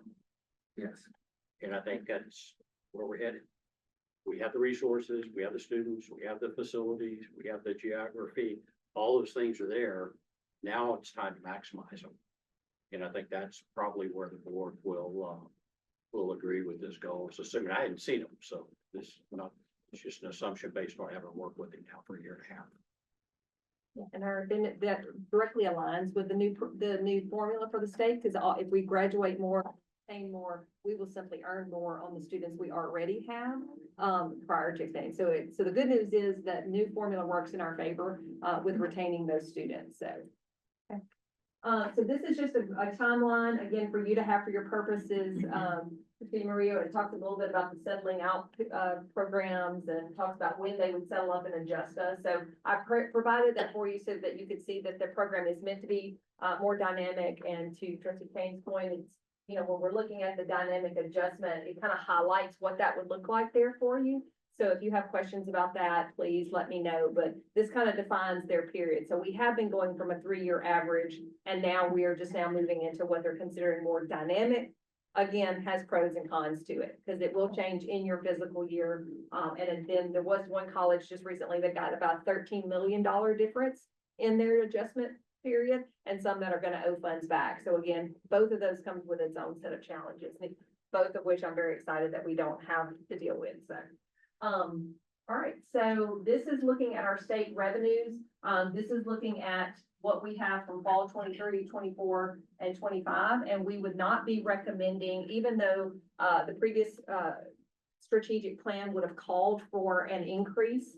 So just to kind of put that in front of you, previous board would have recommended another increase in tuition this year. The chancellor and I talked about that internally, and agreed that it was not the correct time for that, and we didn't necessarily need that for any of our strategic goals. And additionally, the state has put in some freeze for the other state schools. But even prior to that, we had looked at making the recommendation to you all that we not increase tuition and fees for students this year. So I did want to stop and pause at that point. And again, make sure you all are aware of that our recommendation would be not to increase tuition for our students this year, even prior to the state coming out with their recommendations. So we. And I'm sorry. We keep talking over each other. I apologize. We're both thinking is what we're doing. And, please, and then I'll. Sorry, sir. You're presiding over the meeting. I should wait. I'm sorry. So, and the board will recall that we had a student come and actually advocate that, right? So going back to a consistent theme throughout my chancellorship is that when people come and speak at that lectern as part of citizen or public participation, we do try to internalize that. So y'all remember we had a young man that was going to Texas A&M, and he said, hey, on behalf of the students, if we could keep tuition at the same rate. So yes, Dr. Vian and I had already agreed that we weren't going to raise tuition for students even before the governor came out and asked state and public institutions not raise tuition on students. And I think, you may have asked this before, but I wanted to put this in there because one of the student had brought up the issue that we had increased tuition at a higher rate. So I did want to bring this slide to your attention and pause here for just a moment to make sure you understand that, that while I respect, the concern and we heard the student, we're not going to raise tuition and fees. I did want to make sure you had a truer picture of what our tuition increases have been. Part of the differential was the flattening of fees that a number of years ago, the Board of Trustees voted to eliminate fees. And so you can see that that happens, it starts to level out in 2020, where we go from the 37 credit hour fees that are in there and we get rid of those. So a lot of the change in tuition from 42 to 111, if you don't have all the facts, does not give you all the true picture of what went on. So our tuition has not relatively gone up as a percentage, but when you look at those fees being rolled in, that can skew the numbers. So I did at least want to present you all with the facts so that when you're in your communities and you're talking to your constituent groups and your community members, that you have a true understanding of how we handled that and why you might have seen a change from $42 to 111 and what really made up those differential. Because as you can see, relative to value, in 2015, we were charging $938 for 12 hours. And now we're charging $1332, which still compared to our peers is still a significant value and not as high of an increase as if you just look at the 42 to 111 without understanding that student fees were rolled into there. So Comment I'd like to toss out, and maybe I'm listening too closely to your words, is that I don't think we want to give the impression that since the student oh, no, you're right. came to the board, made a request, that we took certain action. So just want to say that, because then next board meeting, you could have another student requesting something with the full expectation of it being carried out because the student requested it the month before. And these are board policy decisions.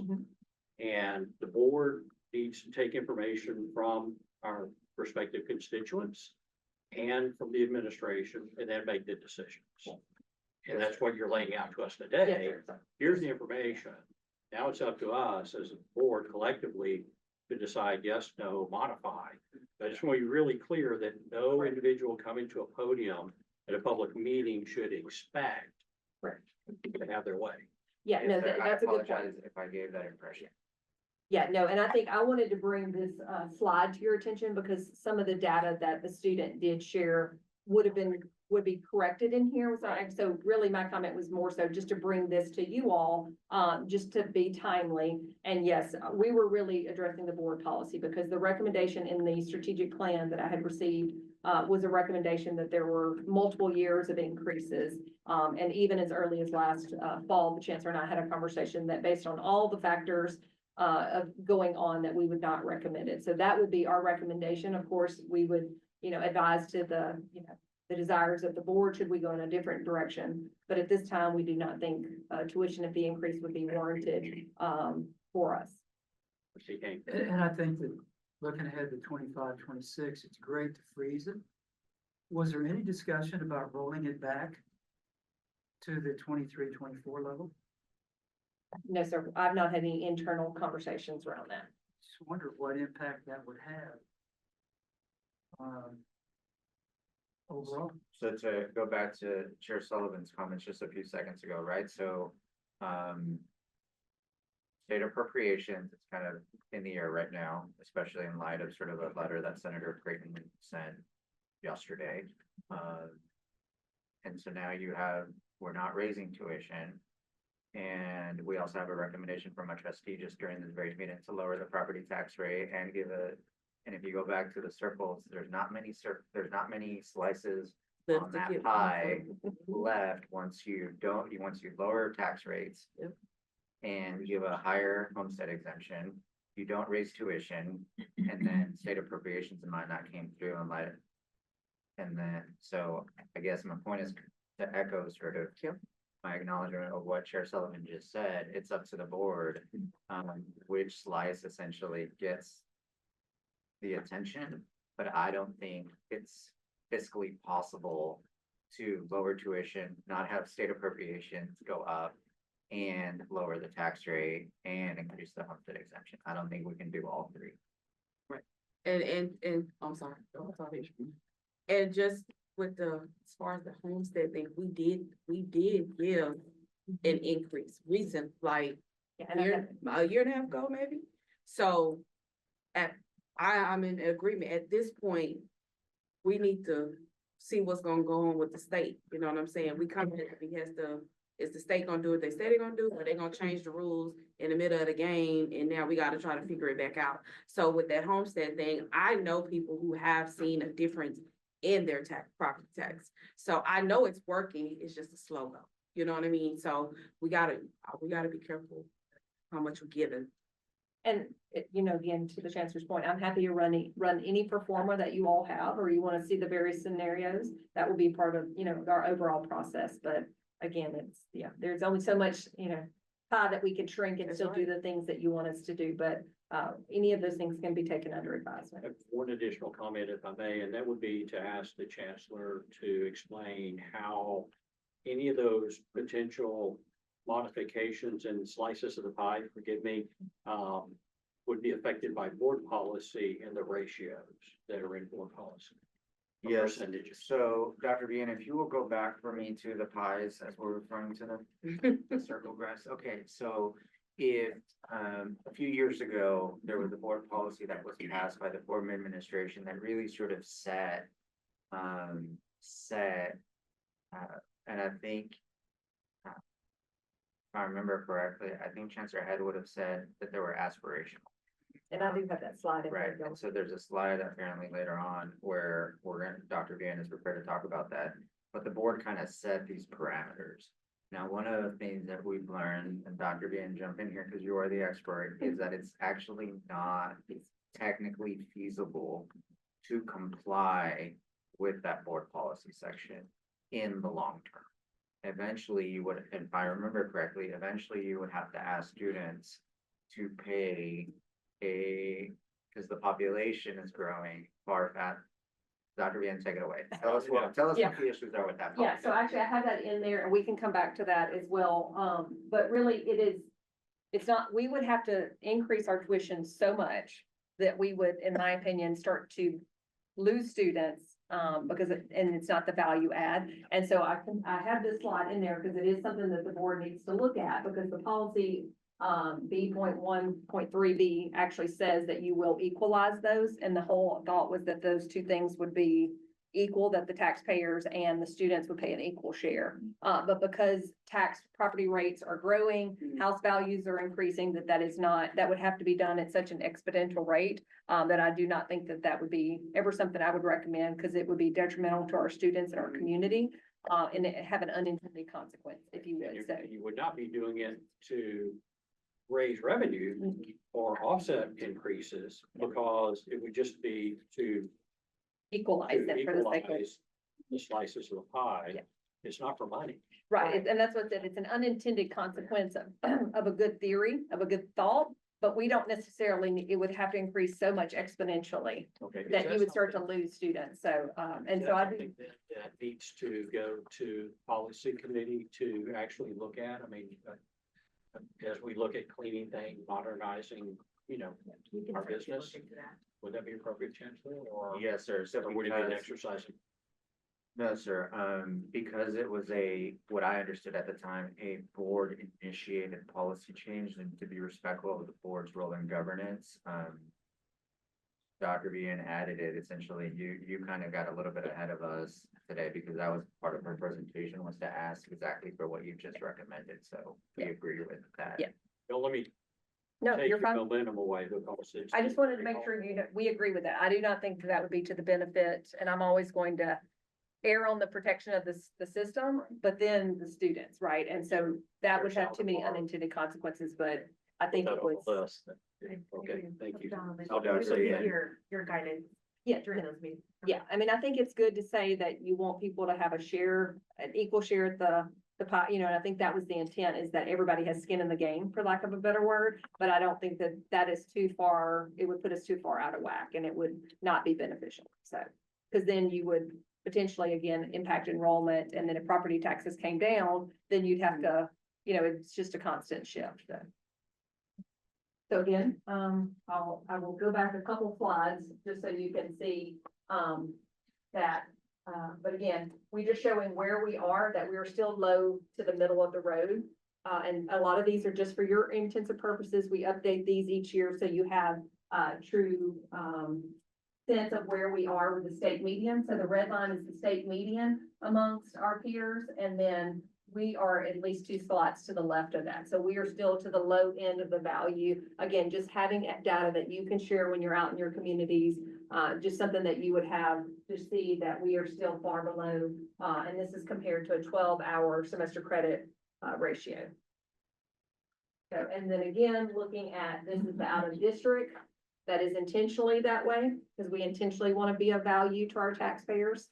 So I just want to make sure if anybody ever sees that, we get that question a lot. Why don't you charge less for out of district? You could get more students, to your point, right? But ideally, that is where our property taxes owners do pay the largest stake of our, and so there has to be value for them, right? Or you have bigger disagreements about property tax statements and things along that line. So we just want to make sure that you are still aware that that is very much intentional and adds a value to our payees in our tax district, as well as looking at out of state and then international. So, and this does start to allude to the tax rate. I don't know if this is a good place to pause. I think we went a little past our time, but when we talk about voter rates, it does show what our current tax rate is. And it does show the preference between the M&O, or the difference between the M&O and the INS rates, and what we charge and how we get to that. And again, with state legislators actively looking at this with a no new tax rate policy in effect, our tax rate can swing. And I do have a slide that will get into some of those details here momentarily. So don't want to go too fast, but I know wanted to at least show you how we make up our 0.1076 tax rate. That again is right now we would be recommending, if all factors come in the way we think, that we would hold on the tax rate, especially until we know what's going to come out of Austin. These are really good examples. Mhm. I'm serious, groceries, utilities, minor, versus mortgage, home renovation, major appliances. So Yeah. And we get asked a lot, why can't I just use this part of the bucket to pay on this? And the buckets can't cross, like oil and water, if you will, right? We cannot use one side of the bucket, and we can only use M&O for operatings. And so sometimes when people see our INS side of the house, then they'll say, well, why can't that be used for salaries? Why can't that be used to give scholarships? That is just not legislative plot. That is just a big no-no. So those are examples of what we can use versus what we cannot use for the various rates, and how we get to this. Now, we can shift between those buckets with some things, but we can't move money from one pot to the next. Yes, sir. As we talked a little bit earlier, that we don't think we're gonna be needing money to build more buildings right away, or take on additional landscape. How are we looking at our debt retirement? We're gonna continue to, Yeah, so would love to go in more depth with you all. We are eventually going to run out of runway, on our INS side. We do have about, $7.5 million in revenue bond payments on our books that we pay from the O&M. That could be potentially, it would have to require board approval and voter approval to do what they call a penny swap, to move some of those revenue bonds off of our O&M over to the INS side, which would not increase anything to our homeowners. But once we get to a certain point, if we don't issue new bonds, or if we don't have something there, it will force us to lower our rate. And that is not necessarily what we want to get to as well. So there's probably in the next 2 years, maybe sooner than that, we're going to have some real deep conversations about tax rate and bonds. And even if we're not building new, maybe that bond issuance is for rehabbing what we currently have. That is something that we are going to have to sit down and have a long conversation about what that looks like, because we will probably need to defease again this year in order to not exceed the no new tax rate. But we will run out of room eventually on what we can defease. And so we have low debt, but it will eventually, be something we will need to look at. And just to give the board some concrete next steps that we were already looking at this, before today. Dr. Vian brought this up to me in the fall, really towards the end of the semester. And so we've already started our preliminary discussions. We were waiting on the election. Then we were waiting on the appointment of the new Audit and Finance Committee, which is the same as the old Audit and Finance Committee. And I think that the Audit and Finance Committee is meeting in March. Dr. Vian is slated to come present to the Audit and Finance Committee exactly this topic, with the goal of getting it to the full board probably sometime in April, May, to discuss this very particular issue, because it is very complicated and very detailed, and so that's where we are. So we'd be happy to invite you to that committee meeting, Trustee Bo of the Audit and Finance Committee. And then that's where this is going to be discussed in great detail, probably in the next 6 weeks. Yes, it is something that we need to look at. So. What is our total bonded indebtedness? I can pull that figure. I don't know right off the top of my head without the last defeasance, because we've defeased, at least 2 tranches lately. And would need to, I want to say, I'm going off from memory somewhere. I mean, we have paid it off substantially early. I want to say there's about $90 million in revenue bonds and maybe 30 million in outstanding, but I would prefer to give you that, and I'll bring that to y'all. I can get that before you're done today. And about how much each year do we try to pay down? I can get you all that Okay. information. Yeah, sorry, off of memory, I would be Okay. speculating. So if you don't mind, I'd rather give you those actual figures. So. I'd like to see them. Yeah, I will provide those to the whole board. I'll get you what we have in revenue bonds as well as O&M bonds and what we pay on that note. So, Dr. Vian, just get them to Ms. Partner. Okay, happy to, yeah. Thank you. If I remember, I had made a request to see if we have looked into solar. Has anything come of that? I will, I know we are looking at, generators now and generator, usage and auxiliary dollars from that. And we have looked at some solar items. We are doing several energy efficiency programs across, the buildings to look at those things. And we do have we have a person who's actually dedicated to energy and utilities. And we're looking at a couple schematics. If there's something specific you want to see, we can show you that. But, we've looked at what it would cost us to do like solar panels on top of some of the buildings and things like that, to generate solar power. And right now, some of those have not been cost efficient, but I'm happy to look at something specific or provide you some other details if there's something specific you want to look at. So we've been looking at all energy savings through LED lightings, new projects, even, ABC Johnson and her team are looking at water conservation. So we're looking at lots of different ways that we can save. And we're also looking at solar and where we could implement that or if it would be cost effective. So, and right now we've not been something we've implemented, but can definitely get you some more details. If there's something specific you'd like us to look at, we can review that. Trustee Vogt, what are you trying to accomplish? And by that, I mean, you're trying to save money, you're trying to be green, what are you trying to do by asking that, especially twice? What do you want to see? I want to see if we are overlooking something that's green and something that's going to save the district money.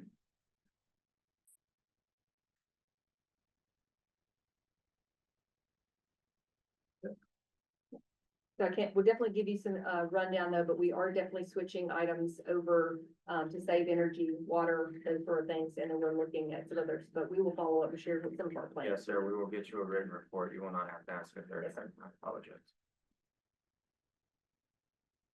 So just taking a look at this would show you based off of this year's, the past tax rates for the past years. And I know we were talking about it earlier that we did just recently lower the rate from 10.78 and 10.76. This is showing you again, more than likely this year, based off of the trends, that there will likely need to be another defeasance again this year.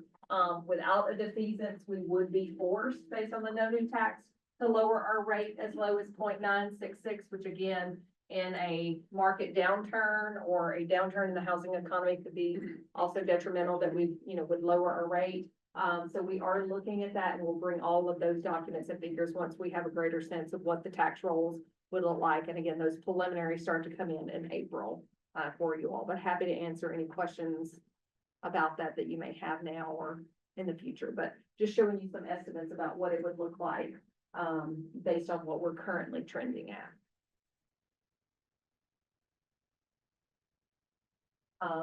Again, total tax rate, for the maintenance is 0.0757, interest and sinking is 0.039, and then again, just showing you a different way that, estimated without defeasance, like I said, would cause us to have to lower our tax rate, so.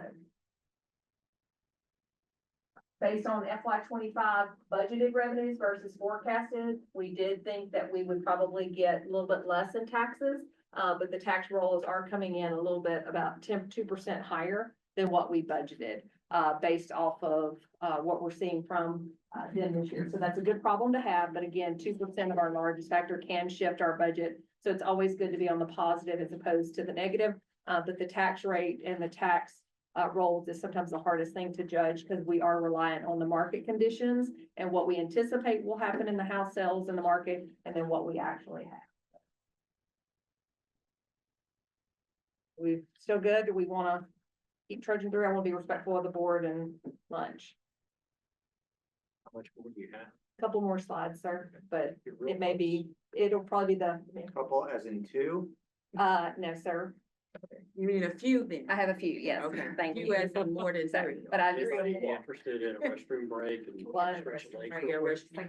yeah, Yeah, can we do that? Okay. Oh, you gonna dismiss the report? You gonna stop? Yeah.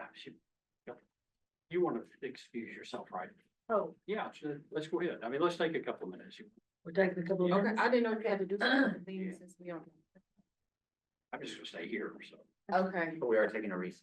yeah, that's what I'm saying. We're just taking. Board is recessed. Okay. Trustees, I'm like, done. I didn't know. Recess.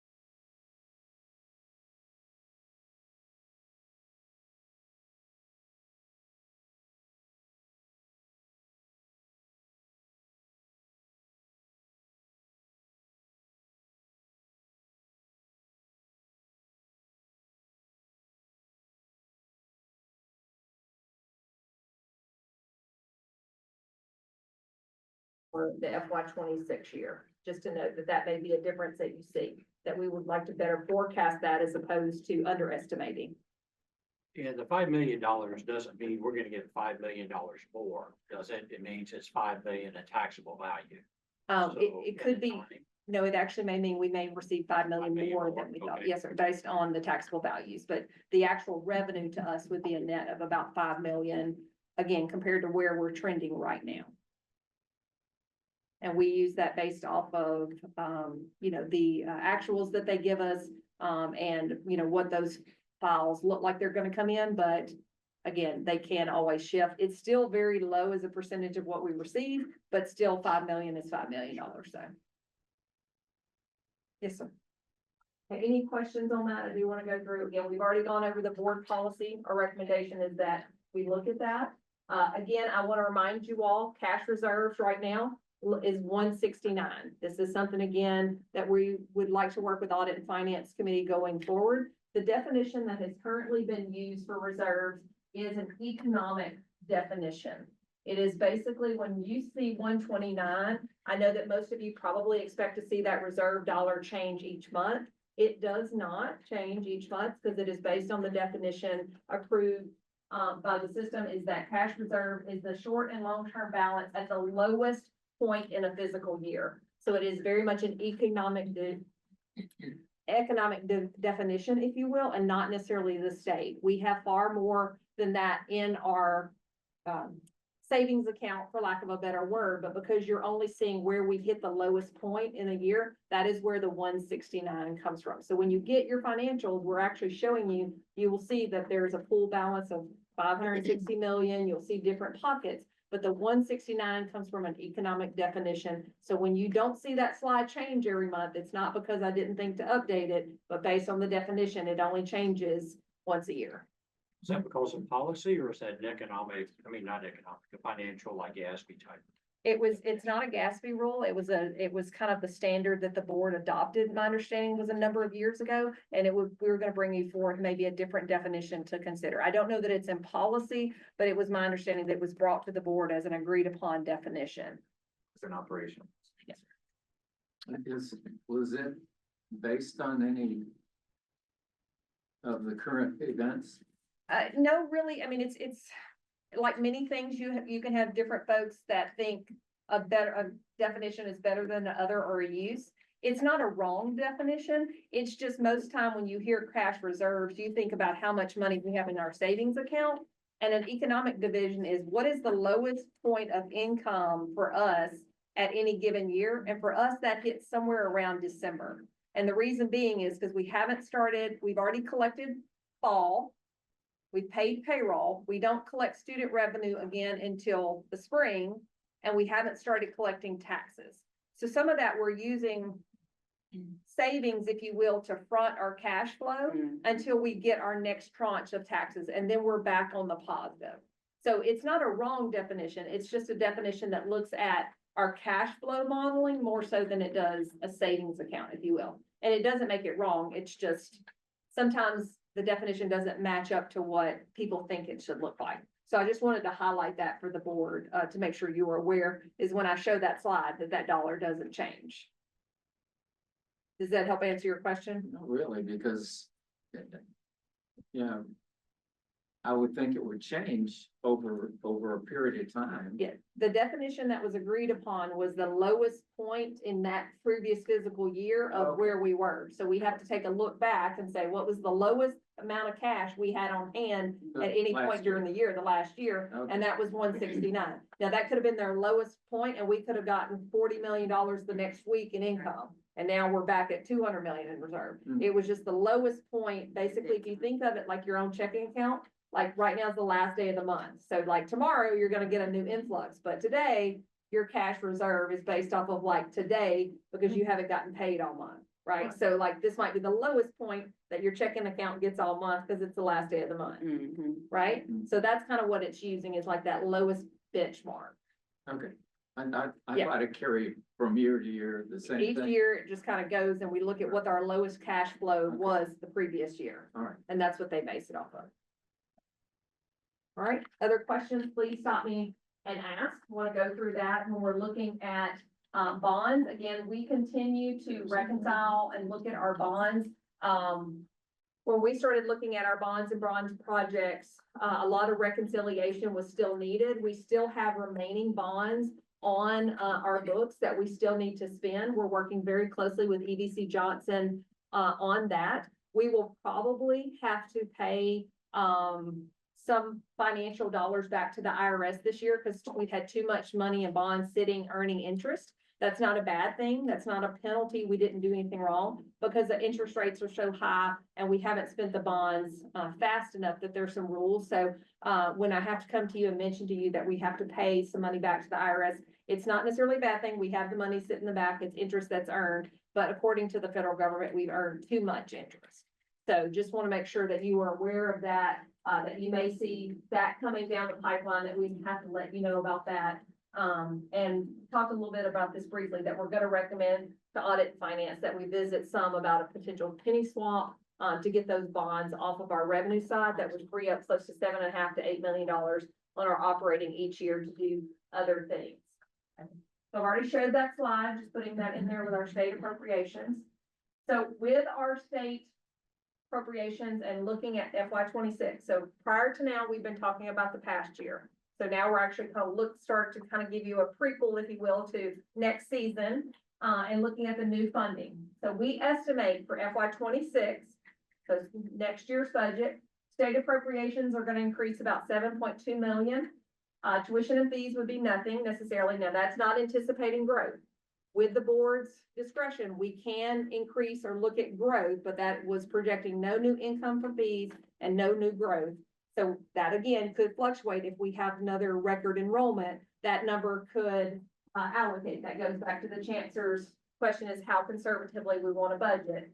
Property taxes could reach an additional 15 million this year. And again, my recommendation is that we actualize and realize all the investment income. And that would be about 15 million more in auxiliaries for a total of new funding available for FY 26 of $37 million. Our recommendations for where that would be spent for FY 26, given your support and approval, it is looking at a 3% across the board for our employees would cost us about $9 million. We've worked closely with HR to try to get as close to that as possible. And we anticipate that across the board of 3% would cost us about $9 million, but would be a priority of the system to continue to help us get to the inflation. So even though you may hear that CPI is actually a little bit lower. Oh, We go back, please. yes, sir. And I don't know, were you still talking about this? Yes, I was gonna show it to you. Go ahead. No, if you're going Yes. somewhere, then I want to come back. I have a couple of questions. Okay, yeah, go ahead and ask. Okay, so the minimum $1,200, would that apply to all employees? And what's classified as employee? Part-time faculty, full-time staff? I mean, what's that? Yeah, so that, what would say is because if you look at 3% across the salary, that a minimum that we would get, so even if 3% of someone's salary wouldn't equal 12, a minimum would be given of that for everyone. So someone could potentially get a higher percentage because maybe if they're only making $30,000 or 20,000, a lower salary range, that 3% would not equate to that value. So as a minimum, regardless of their salary, we would give at least those individuals a $1,200 increase in their salary. How does that affect adjunct compensation treated differently or not? We would look at potentially having increase for, this didn't include adjuncts. This faculty received theirs. Other discussion? That would be a different discussion if we look at, this was just for, looking at our full-time, staff. Last year, you remember, we did a increase for, faculty that was substantially higher. So this is just across the board for, looking at our, full-time employees. Could you go back one slide? All right, so I think I'm okay saying this. I had a discussion with you and the chancellor, maybe when y'all were driving back from Austin, there was talk about a potential $16 million increase in revenue. Does that ring a bell? Or am I off on So the something? 16 million was to try to make us whole for this year. Okay. I believe, sir. That was, the 16 million was for this year that we were hoping that they would make up. We're currently short in appropriation 16 millions from what was budgeted this year. So in FY 25's budget, which could potentially affect FY 26 if they don't fully fund the appropriation based on the coordinating board's recommendation. Does that answer your question or? It does, but it creates like a dozen more. Okay, go ahead. That's what this is.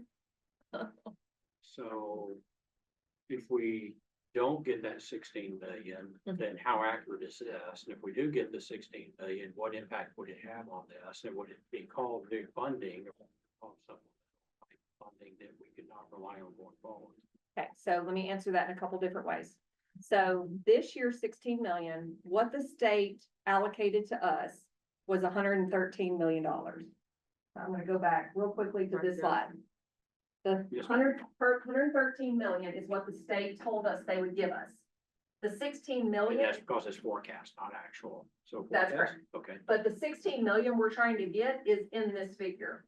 Because what the state said is, we didn't actually have enough money in the bank to pay you what we told you you've earned. Okay. So a combination of the state coffers is short $89.5 million from what they told us they would pay. So if we don't get 16 million, that means they only gave us in $97 million in appropriations, and we potentially could be short this year.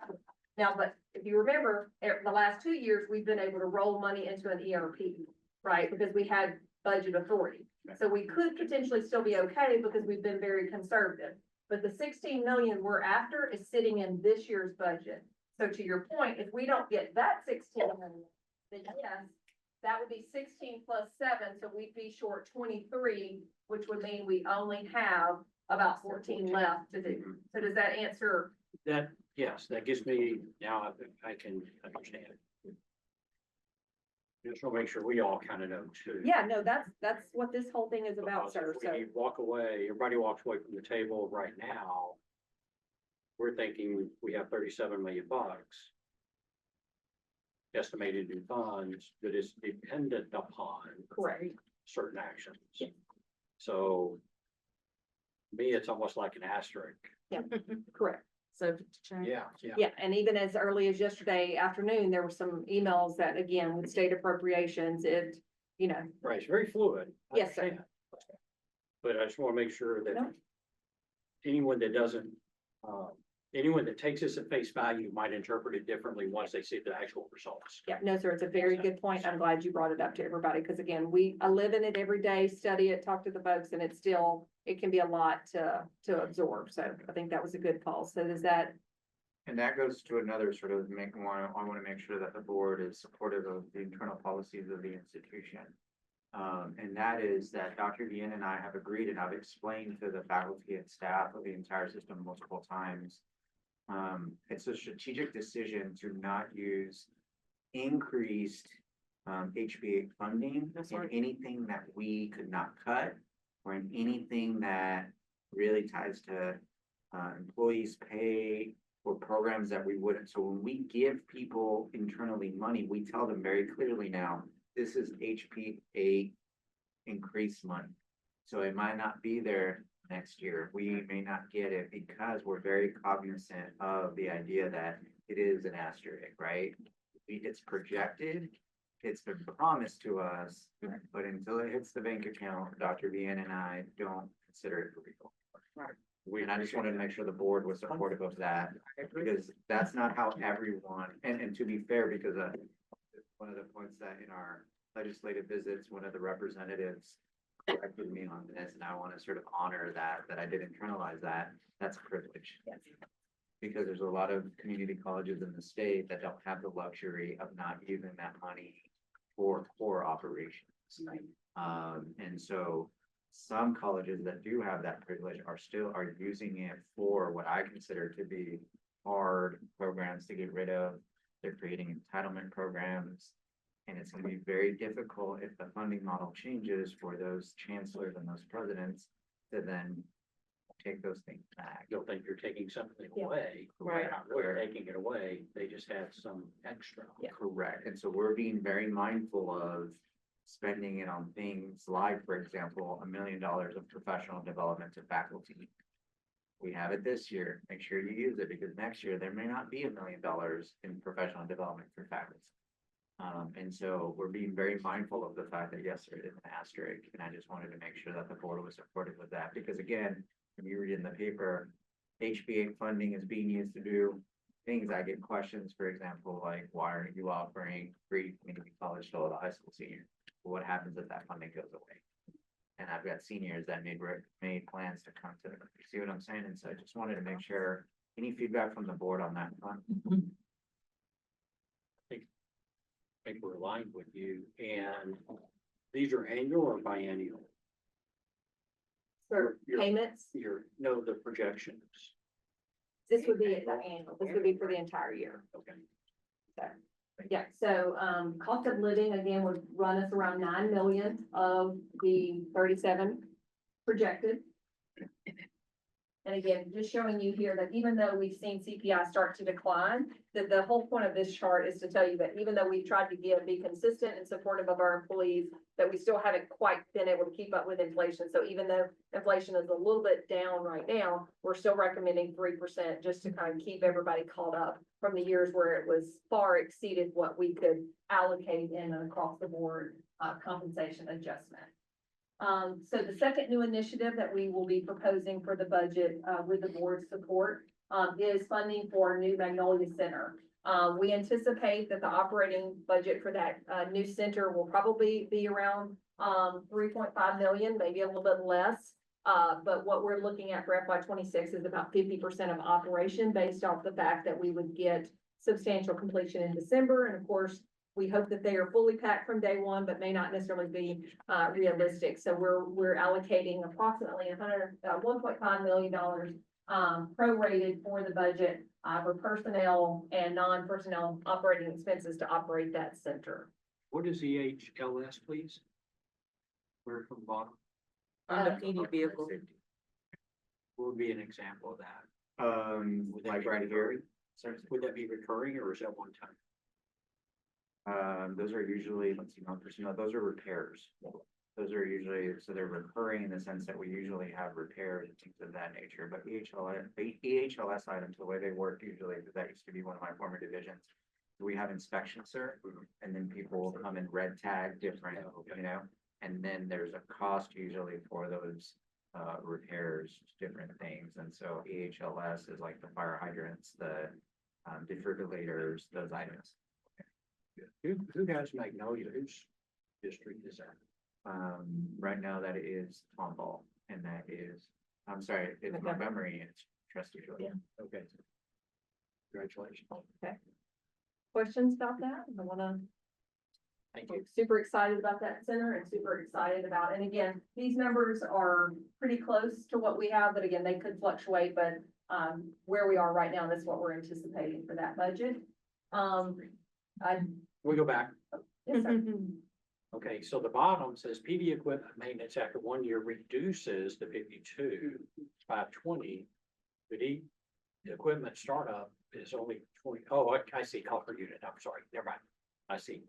I was looking at cost per unit, not line item total. Okay. Sorry. No problem. They're good questions. And again, to get to these figures, we did ask each respective vice chancellor for the needs of their areas and what they would take. And so again, there may be something, we tried to capture all the things, but this is the general idea of what we think we'll need for startup that's not already included in the capital project itself. And just so, I want to make just a public statement about a couple of things. One, I do serve still even as the chancellor, as the police commissioner. That's why I have my laptop out. I'm dealing with that situation that we discussed in closed session. But I'll tell you that, the PD equipment startup, I can tell you exactly what it is. Sir, it's police radios. It's police radios, the uniforms, and et cetera for the new officers. A police radio tends to be about $10,000. And as an example, the old sort of police radios, we were trying to transition police officers to sort of a phone. But 4 makes sense because there would be 2, so there would be a cost per unit of $10,000 just for the police and the police radio, and then police uniforms, a taser and all that. When we equip an officer, it's actually very, very expensive. It rivals actually almost the pay of an officer. So in the first year, we hire the officer and that's a cost, and then we have to provide the equipment, and it almost rivals the salaries. So that's why it's so high. So, and this came up a little bit earlier, so again, we're estimating that the cost in FY twenty-six for our 5th bachelor's program, which is early childhood, would be around $320,000. And it would be a Bachelor of Applied Science, cohort model of 50 students per campus. And they're estimating that they would serve that at 3 different campuses. So again, what we're looking at here is a potential cost of the programs of $800,000 if fully implemented. Again, but what we're looking at right now is just initial cost of what it would cost to get that off the ground and what we would actually see in FY twenty-six to start that program. And again, all these are preliminary. The vice chancellors have still several weeks to get in their final numbers, but we wanted you to have some concrete numbers to at least look at for our presentation today. Questions, comments on that? When do y'all, are y'all working on when y'all want to get this implemented or you gotta vote on? I know we have to vote anyway. Yeah, so that's actually literally a conversation I had yesterday. So you can see that the goal there is to offer 3 locations, right? So I figured- And so we're having an internal conversation about pace internally. Traditionally, a bachelor's program has only been offered, technically the system office owns bachelor's programs. And so system office has only funded 1 program. Okay. I have a request to fund it at 3, and that's part of this is okay, if we're gonna offer it at 3 different locations, that's 3 times the charge for the most part, and so who's gonna pay? Is it gonna be the campus? So that's an internal conversation that we're having. But we're at the very least gonna fund. Ask why you would consider having it at 3 different locations? Is it demand? Yes, sir. So this goes to, something that we'll talk about, later, but it goes to G5's cost per outcome. So one of the things that we're starting to track is if a new bachelor's program costs, for example, $320,000 up there just to start it up, how much does the cost per outcome cost? In other words, how big is the cohort? So a cohort, I'm told, is about 50 teachers. So divide the total cost by the 50 teachers, that's how much it's gonna cost us. There's economies of scale if we can produce 150 teachers, for example, with similar overhead. And really it comes down to the reason we're offering the bachelor's program in teaching is early on in my chancellorship, I met with all of the superintendents or their representatives, someone from all 16 of them essentially. And I asked them, what is it that the college can do for you? The superintendents all want this. So naturally, all of them want it close to them. And sort of, if you look at sort of the layout of Cyfair, Montgomery, and Kingwood, someone on the east side, someone on the west side, someone on the north. And that's the reason for those 3. How are y'all gonna decide which 2 locations start first? So we're gonna talk about that again. Each campus has its strategic plan, Okay. and it goes in line with whose strategic plan is best served by going first. Is it possible that the same program can be offered at 2 additional campuses, like maybe central? Yeah, so again, it has traditionally, the bachelor's programs, for example, nursing's only available in Montgomery, right? Because traditionally, the bachelor's programs, we have 8 colleges, bachelor's programs all want to participate in it. So the former administration, the precedent that has been set that I'm considering revising right now is that there's only one program and it belongs to the system. In order to offer it everywhere, you would essentially have to make a campus-specific program, and then you could have 8 of them, but then it would be 8 times the cost. Is there political consideration with respect when you're talking to legislators about a 5th bachelor's program, an expectation in their mind that it's going to be offered here, and here? That no such representation has been made. Or has been made to me. I have received no request to that extent, sir. So they're looking at the broader degree Yes, sir. availability for the state, Yes, which is kind of what you're doing here. yes, sir. Okay. And so, and it goes back to, again, I have a very specific slide that I'm envisioning that I'll highlight this afternoon, where there's a strategic decision that I'm making about where our service area would be best served. Independent of, because one of the things that we have to navigate is the Cyfair president wants what's best for Cyfair, the Montgomery, and so my job as the chancellor then is to say, okay, what's in the best interest of the system? And so this conversation is ongoing. I think what Dr. Vian is trying to flag here is that this is the 3rd most expensive really thing at the system level that we're considering. And just so you don't get sticker shock when you see it on, what is this? Really, but we're not at a point yet where I've decided where it's gonna be offered. You didn't mention this market demand too, right? Yes, sir. And again, this afternoon, we're gonna talk about it. It's on the slide. Promise you. And then again, the number 4 things that we'll be looking at is student retention, that could be mental health, that could be wraparound support services. So those will be coming through the vice chancellor's request. And those have through the end of, for March 19th to put in their request. So I didn't put a dollar figure on those yet, but we're just looking at some of the items that you might see in next year's budget, just to kind of preempt that. And then my very last question or very last slide really for you all is, what is it that we need to be looking at as a priority for the budget for FY26 that meets your needs and that you feel like is important to the system? Because again, this is as much your budget as it is ours to support. And so I wanted to be intentional about having a conversation if there's something that you wanted us to look at, so. Could I suggest that you put that in writing and send it to trustees with possibilities and then maybe a timeline for when you need to hear back or something along those lines. It would then also give us time to discuss in a future board meeting. Yes, of course. Does that make sense? Because I look at this and I've got brain fog right now. I'm like, what, I Yeah, can't think so right now. if I get it, I get an email with very specific info, like, Mike, gotta do this, this, and this by this date. Then I can sit down and think and maybe come up with something. But feel free to jump in now, trustees. Seriously. I know, I I'm need like time. you. Now it's. I'm on overload. Trustee Kane mentioned earlier, we're looking at the changes in tuition over the years, and trustee Kane mentioned looking at the possibility of rolling back tuition. That's something that I would support. And of course, you know, everybody's made or brought up the considerations of everything else that would affect, or, you know, I understand that, and I would still like to look at you know, different scenarios and work through it. And if it's not possible, then it's not possible, and I would understand that, but that's something that I would support and like to look at, is possibly rolling back the Constitution. So we will work through the staff to get those questions out to you all in a timeframe to respond.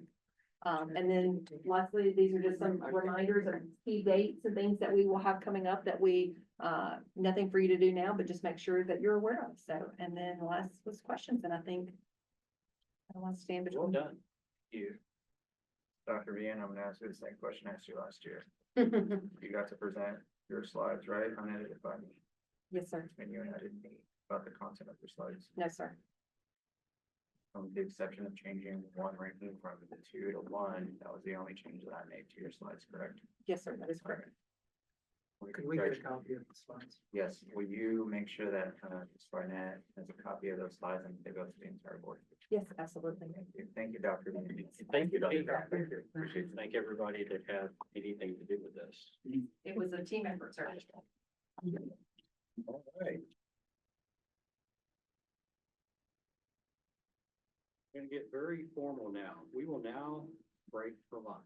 The current time is 1:26, and you want to do like a really, what does the system need us to do to stay on time? If we want to stay on schedule, we would have to be done, we're starting in.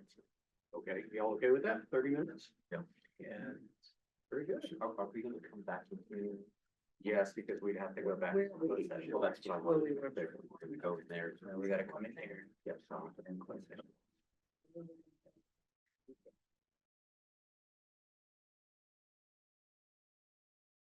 This meeting at 2:00 PM. Next item on the agenda, closed session. The Board of Trustees, in accordance with the Texas Open Meetings Act, will now move into closed session under Texas Government Code 551.074 regarding personnel matters. The current time is 2:00. Here we go. Thank you. I reconvene this meeting at 3:57 PM. Next item on the agenda is TAC presentation, Mr. Ray Martinez. The floor is yours, sir. Where's Montgomery? Where's this, Montgomery? Montgomery? No, Texas Associated. Tell us what TAC is. Yes, sir. Please. Chairman Sullivan. TAC is the Texas Association of Community Colleges. Right. Thank you, Mr. Chairman, for the opportunity to be here, members of the Lone Star College Governing Board. I'm really privileged to be with you today. I'm Ray Martinez, President and CEO of TAC, the Texas Association of Community Colleges. Mr. Chancellor, good to see you, and thank you for having me, sir. What I will do is go briefly through a slide deck that I've got for you all here. Happy to share my slides. I know that folks here with Lone Star College have the slide deck. Anything that I present is yours to have in any way you want to use it. To start with, I just want to express my appreciation on behalf of the 48 members of TAC for the invitation to be here today and for the opportunity to briefly make this presentation and then hopefully engage in conversation or answer any questions you might have about the work of our association. I know that as I understand it, I think I stand between you and the end of a very long day. So I'm aware of that. Any good public speaker will follow the rule of 3 Bs: be sincere, be brief, and be seated. And I will do all of those things today as we get going here. So I'm gonna see if I can figure out the buttons here. I think I went the wrong way. Somebody can take me back to my opening slide, so then I go forward. Yeah, there you go. There we go. Okay, thank you. All right, so TAC, we are the Texas Association of Community Colleges. We're 48 public college districts that are members of our association. We are located in Austin. The focus of our association is to advocate for policies that expand access and funding and workforce alignment to support our colleges by providing technical assistance and other resources, in which I'll talk about some of those resources as we go through the presentation. Foster collaboration with state agencies, in particular the agencies that have the greatest impact upon our sector of higher education, the Texas Higher Education Coordinating Board, the Texas Workforce Commission, Texas Education Agency, things like that. And of course, we try to drive innovation in student success and education pathways, and we do that through our Texas Success Center, and I'll say a few words about that in just a second. This is TAC. The association itself is a 501c6 association. But we also have two components that exist within TACC, within TAC, and that is the Texas Success Center and the Community College Association of Texas Trustees. The Texas Success Center focuses on primarily guided pathways, working with success coaches, with academic advisors, with practitioners on our campuses to ensure that when students matriculate into our campuses and enroll for either a workforce education credential or an academic credential, that they get the scaffolding, the support that they need to make sure that they don't just swirl around and collect credits that are not going to be useful toward a credential. That's the work of our Success Center. We are 16 full-time employees at TAC, half of which work for the Success Center. And again, these are folks that work not necessarily on the advocacy side of what we do as an association, but with the practitioners on our campuses. The Community College Association of Texas Trustees, otherwise known as CAT. I think some of you may be familiar with CAT. It is also within our association, and they focus on empowering our governing board members across the state with information and with data to make informed decisions as governing board members. For our association, we just went through a strategic planning process, a 6-month process that involved all of our CEOs, it involved our team, and it involved external stakeholders. And therefore, this is actually our vision, our revised vision and mission that was just adopted unanimously at our January board meeting by the TAC, by the 48 TAC member institutions, to our mission, or excuse me, our vision to empower Texas community colleges to transform lives and drive economic growth across our state, and our mission to foster collaboration, to build partnerships, to advocate for Texas community colleges and the success of the students that we proudly serve. Our strategic priorities, and I'm going to go through these slides kind of quickly, are around these 4 areas: advocacy and policy, institutional and member support, collaboration, and organizational alignment. Again, these are our touchstones as an association. So anything that we take on as an association, as a staff, on behalf of our member colleges, this is what we put up at our staff meetings every month. For the TAC staff, which includes, of course, the Success Center staff and the Trustees Association staff. And this is what we touch base on, and we say, where the work that we're doing, where does it fit within our strategic priorities? And of course, behind each of these strategic priorities, we also have goals and other various measures of accomplishments that we want to adhere to, key performance indicators for each of these strategic priorities. Our current TAC officers, Dr. Brenda Case from Kilgore College, is the current chair of our association. Our chair serves for a 2-year period.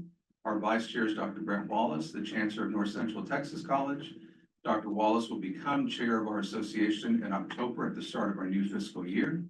For our association, we'll have that position for the next 2 years from 2025 through the end of our fiscal year in calendar year 2026. And our secretary treasurer is Dr. Jeremy McMillan, and Dr. William Sadata is our immediate past chair. These are the 4 officers. So as an association, I do hear and talk to 48 community college presidents and chancellors on a pretty regular basis, but my day-to-day interaction is primarily with the 4 officers of our association, in particular with the chair and the vice chair, especially during a fast-moving legislative session. Those are the 2 CEOs that I'm in pretty constant communication with. All right, we have standing committees in our association. We have three standing committees: executive committee, our legislative committee, and our audit committee. And then the chair of our association has the authority to appoint subcommittees on an as-needed basis. And currently, we have what we call an HBA Regulatory Review Subcommittee, a Membership Dues Subcommittee, Strategic Planning Subcommittee, which is now done because we just finished the 6 month of strategic planning, and a Communications and Public Relations Subcommittee. I won't go into a lot of detail, but the HBA Regulatory Subcommittee was formed last summer when we heard that there was a new commissioner that was going to be coming on board to look at HB8 in particular, and to look at when we negotiated HB8 with previous Commissioner Harrison Keller, we were flexible in allowing much of the decision-making authority to happen through the rulemaking process. So we wanted to go and reevaluate, are there areas where we wanted to formalize decision-making rather than do it informally through consultation. So we had a subcommittee of CEOs kind of comb through with the tax staff, all of HB8, and have some things that we were ready to move forward with if we felt we needed to. If we felt like a new commissioner was not going to be as receptive to our sector of higher education, if we wanted to essentially formalize more of the decision-making around HB8. In the end, the new commissioner is Dr. Wynn Rosser. We've known Dr. Rosser for many years. So this regulatory subcommittee made a recommendation to the full membership at TAC at our January board meeting to just hold these things that we learned in our back pocket and not pursue any legislative changes around the current consultation process that is in HB. And I'm happy to answer any more detailed questions about that. But essentially, we chose to stand down on making any changes around how the coordinating board does its rulemaking process around HB and how they make decisions. And again, I'm happy to answer any questions about that as we move forward. I want to make sure that I explain that what the benefits would be for Lone Star College to rejoin TAC as a member. Obviously, from my perspective, as somebody who's been in the higher education space for almost 2 decades now, the unity of having 49 of the 50 and hopefully 50 back at some point to our association is something that is very compelling from my perspective. My commitment to Chancellor Castillo, as he knows, to Dr. Neil Mackin and Collin College, even though those two are not dues-paying members of our association, is that we will always coordinate anyway. And that's what I've done in the 2.5 years that I've served as TAC president. When there's information that needs to flow to all 50, it will flow, and it has flowed to all 50. And there's been a lot of important information that needed to flow to all 50 over the past 2 years because of House Bill 8. That's my commitment, and that will always be my commitment. We'd love to have Lone Star College back. Of the credibility, the footprint as the largest community college in the state of Texas, we of course would be privileged and honored to have Lone Star College back. And I speak not just for myself as association president, but for all 48 of our presidents and chancellors. We've had this conversation, and we would welcome Lone Star College to come back. Coming back is not just for our sake, though. We want to make sure that you know that we offer a variety of professional development opportunities, information that we give to our member institutions to make sure that you benefit as well on a day-to-day basis from coming back to our association. Our quarterly board meetings occur with all 48 of our CEOs. We do them not just in person, there is a hybrid option. So we get very good participation for our quarterly board meetings each year. We do a Texas Pathways Institute twice a year. That is the main programming for our Success Center. Over 500 people usually gather from our 48 member colleges, many of them practitioners, faculty members, success coaches from our campuses, but a lot of our CEOs also attend our Pathways Institutes. TAT, the Trustees Association, has its annual conference, which is always very well attended with a lot of very good programming. And we have our Board of Trustees Institute that we do every year, which is a training institute. It's going on right now, actually back in Austin. It was yesterday and it concluded today. We had Dr. Wynn Rosser speak to the group today, where we invite trustees in along with their CEOs to do some training. So we also do communications and resources. We do a weekly newsletter during the legislative session. So every Friday we produce a CEO to CEO newsletter, where it's the TAC team that puts together here the updates, particularly from a legislative perspective. That goes out every Friday. We do a lot of data collection, and we also, of course, do bill tracking during every legislative session to share this information as much as we can. We collaborate nationally with our peer associations across the country. There are 25 TAC-like associations across the country.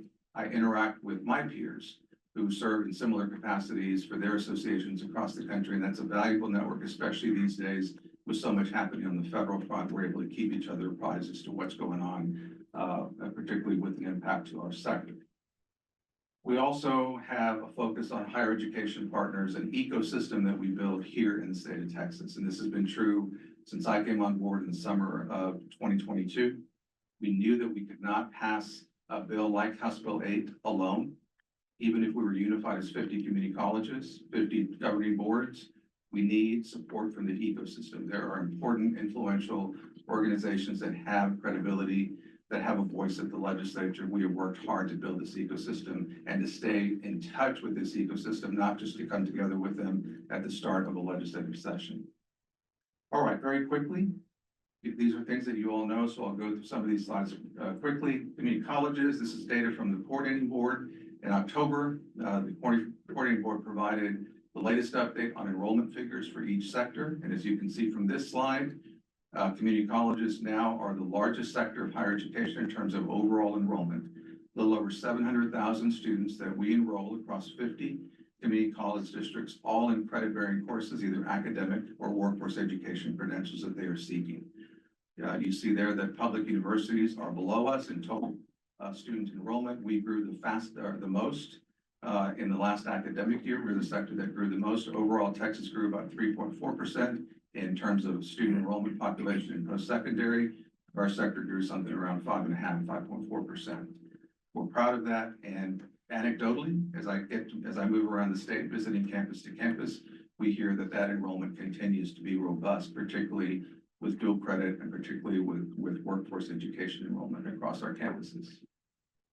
We are 44% of the overall undergraduate student population. That takes into account our public four universities, but also our independent colleges. So when you put all of that together, we're 44% of the total undergraduate student enrollment, but the largest sector in the state. 96% of all career and technical education certificates and degrees that were awarded in 2023, 96% emanated from one of the 50 community colleges here in the state of Texas. That's a very large footprint with regard to CTE training. According to the latest national data, we're the 5th most affordable system in the country compared to our peer community colleges across the country. And in fall of 2023, 66% of all bachelor degree graduates in the state of Texas had at least some community college credits in their transcript. We have a significant footprint. Now, this slide is just to illustrate that a lot of folks ask me why HB8 in 2023. And it's a frequent question that I get, and I do a lot of presentations with. I was just at Brazosport College a couple of weeks ago doing a similar presentation to their governing board. Why was 2023 the time that the legislature decided to change so fundamentally the funding model for community colleges? There are many ways to answer that. I won't spend a lot of time on this, but I will say that the slide I use is this one to illustrate, as you all know, Texas population has grown the most out of any other state. For the last 15 years, our state's population has grown more than any other state in the country. So much so that in 2022, Texas surpassed 30 million residents here in the state of Texas, second only to California, that has about 38 million. Now we're closer to 31 million, by the way, since we reached that milestone in 2022. Why does that matter? Well, it's good to have population growth in the state of Texas. We are the state that leads the nation in terms of gross domestic product, in terms of job growth and other economic indicators. We have a strong and vibrant economy. We want that to continue. So you would think that having a robust population growth is what we want to see in the state. And the answer to that is a resounding yes. But we also have to be careful because with population growth, if we have a mismatch, if we do not align post-secondary outcomes to the skills that are needed by our business and industry across the state, and those skills are changing rapidly in this information technology driven world that we live in now, that's going to be a problem because we could have a lot of new residents that don't have the skills to get good paying jobs in the state of Texas. So for the state of Texas, when they think about what can we do to make sure that we align the post-secondary outcomes that we need with the skills that business and industry need, what better place to look than the sector of higher education that produces 96% of career and technical education training in the state of Texas. It's public junior colleges, it is our community colleges. That is one of the reasons. With the strong population growth, the legislature knew it was important to do something to change the funding model and to put a focus, again, on alignment of post-secondary credentials with business and industry needs. And that's what we're all about. I know that that certainly is what Lone Star College is about as well. So that's one answer as to why the legislature unanimously passed House Bill 8 in 2023. It's also true that the Dallas Federal Reserve Bank thinks very highly of our sector and has done an independent report back in January of 2023. This is the cover of the report that's still available on the Dallas Fed website. And it is called All Eyes on Texas. It's a full report about the economic impact of 50 community colleges in the state of Texas. This is just a quote from that report that essentially says that they expect, with the study that was done with this independent firm that they hired to do this report, that Texas will see job growth of more than 4 million jobs, new jobs in the next 10, 15 years. And that while not all will be in this category, many, if not a lot, maybe even most, will be in this middle tier skill category. And by middle tier skills, they mean we need training of individuals that have more than a high school diploma, but not necessarily all the way up to a bachelor's degree. That's what they describe as middle tier skills. That's our sweet spot for community colleges. I know some of our colleges do offer bachelor's degrees, and we're proud of that, and we continue to support that. But the bulk of our training is done right in that middle tier skill that the Dallas Fed is talking about in this particular report. All right, so this is from the governor's website, that we are the 8th largest economy in the world. When I started this job 2.5 years ago, this same graphic said we're the 9th largest economy in the world. So just in the last 2.5 years, we've grown to become the 8th. And I think we're on track to become the 7th largest economy in the world right here in the state of Texas. We want to keep that momentum going. All right, so we shift to an outcomes-based funding model. Many of you will probably recall that back in 2000, the state's strategic plan for higher education was called Closing the Gaps. And it was focused on access. We felt like we needed to open the doors more widely to anybody that wanted to achieve a post-secondary credential. Closing the Gaps was our state strategic plan. It was adopted by the legislature. It was implemented from the year 2000 to the year 2015. In 2015, the legislature adopted a new and revised strategic plan called 60 by 30 TX. Here, our focus shifted from not just access, but to retention and success. So let's not just open the doors wide open to higher education, but let's focus as a state on the resources that we need to build that scaffolding, to build that support structure around our students to make sure that they retain, that they stay in college or university, whatever they choose, and that they actually finish a credential. That's the focus of 60 by 30 TX.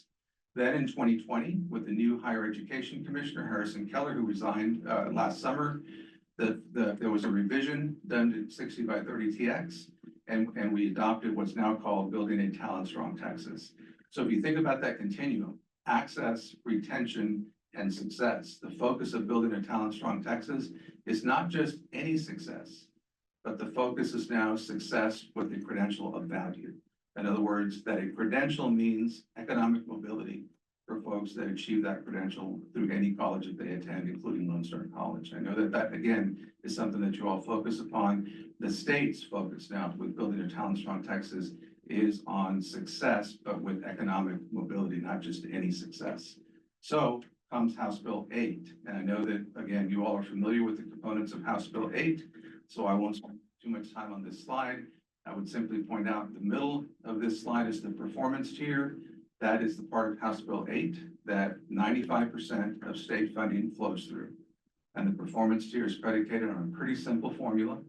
It is awarding funding to our colleges for credentials of value, awarding funding for credentials of value at a higher rate for those that are considered high demand credentials, awarding funding for students who complete 15 semester credit hours of dual credit through a college, and awarding funding for students that complete 15 semester credit hours at a college, at a community college, and then transfer to a public university. That's the heart of the performance tier. That is House Bill 8. There are plus-up categories,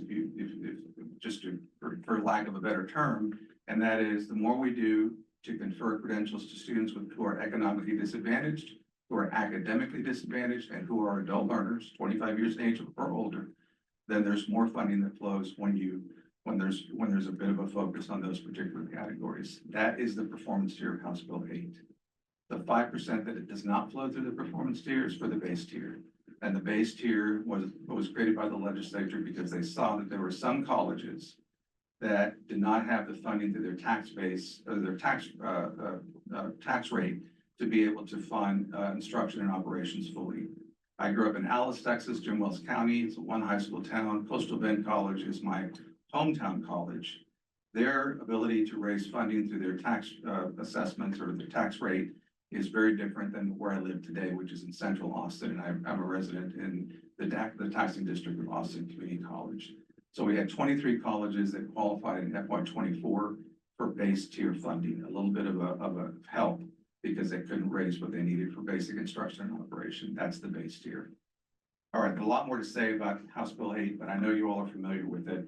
This is just a visual to show the legacy funding model, which is based on contact hours, was turned on its head. It is now, the HB8 funding model is 95% flows to the performance tier, 5% flows through what we call the base tier in House Bill 8. This is from the coordinating board website to show you these are the dollar amounts, the values that are attached to each of the outcomes.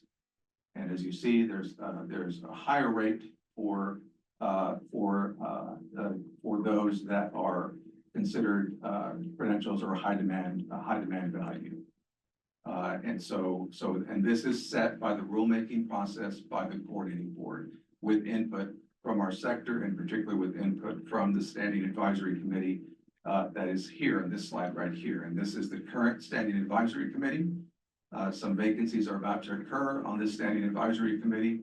These are appointments by the Commissioner of Higher Education.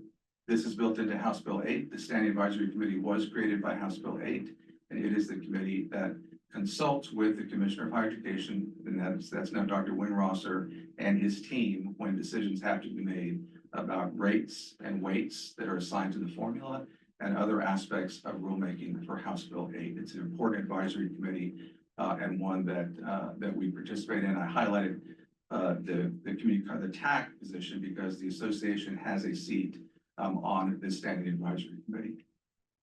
All right, House Bill 8 implementation, just very quickly as I wrap things up. From an association perspective, once House Bill 8 passed, at the end of the 2023 legislative session, Governor Abbott signed it into law on June the 9th of 2023. We knew, as the association president, I was hearing from our 48 CEOs who were particularly of our 50 community colleges in Texas, by the way, 31 are classified as either small or medium. And those are presidents in particular or chancellors from those institutions that were concerned about what were they going to do now. They had a fundamental change to data collection, data reporting, understanding House Bill 8. What are they going to do? They were looking for assistance. So as an association, we got together and we decided to figure out what can we do as TAC to provide support to our member institutions. This is what we decided. We would help with rulemaking. We would track rulemaking and keep our members fully informed when rules were being promulgated by the coordinating board to make sure we had a voice on anything that was HB8 related, on capacity building, on data and reporting, in particular technical assistance, hands-on technical assistance. It's one thing for our CEOs to be able to articulate what HB8 is all about. That's a far different thing for our CAOs, our CFOs, and other cabinet level administrators that are at our institutions, and even beyond that, others, even faculty members, that they understand House Bill 8. So we took it upon ourselves as an association to go to philanthropy and to ask for assistance, raise some funding so that we can turn around and provide assistance to our 48 member institutions. We're very fortunate that we're able to raise just under $1.2 million.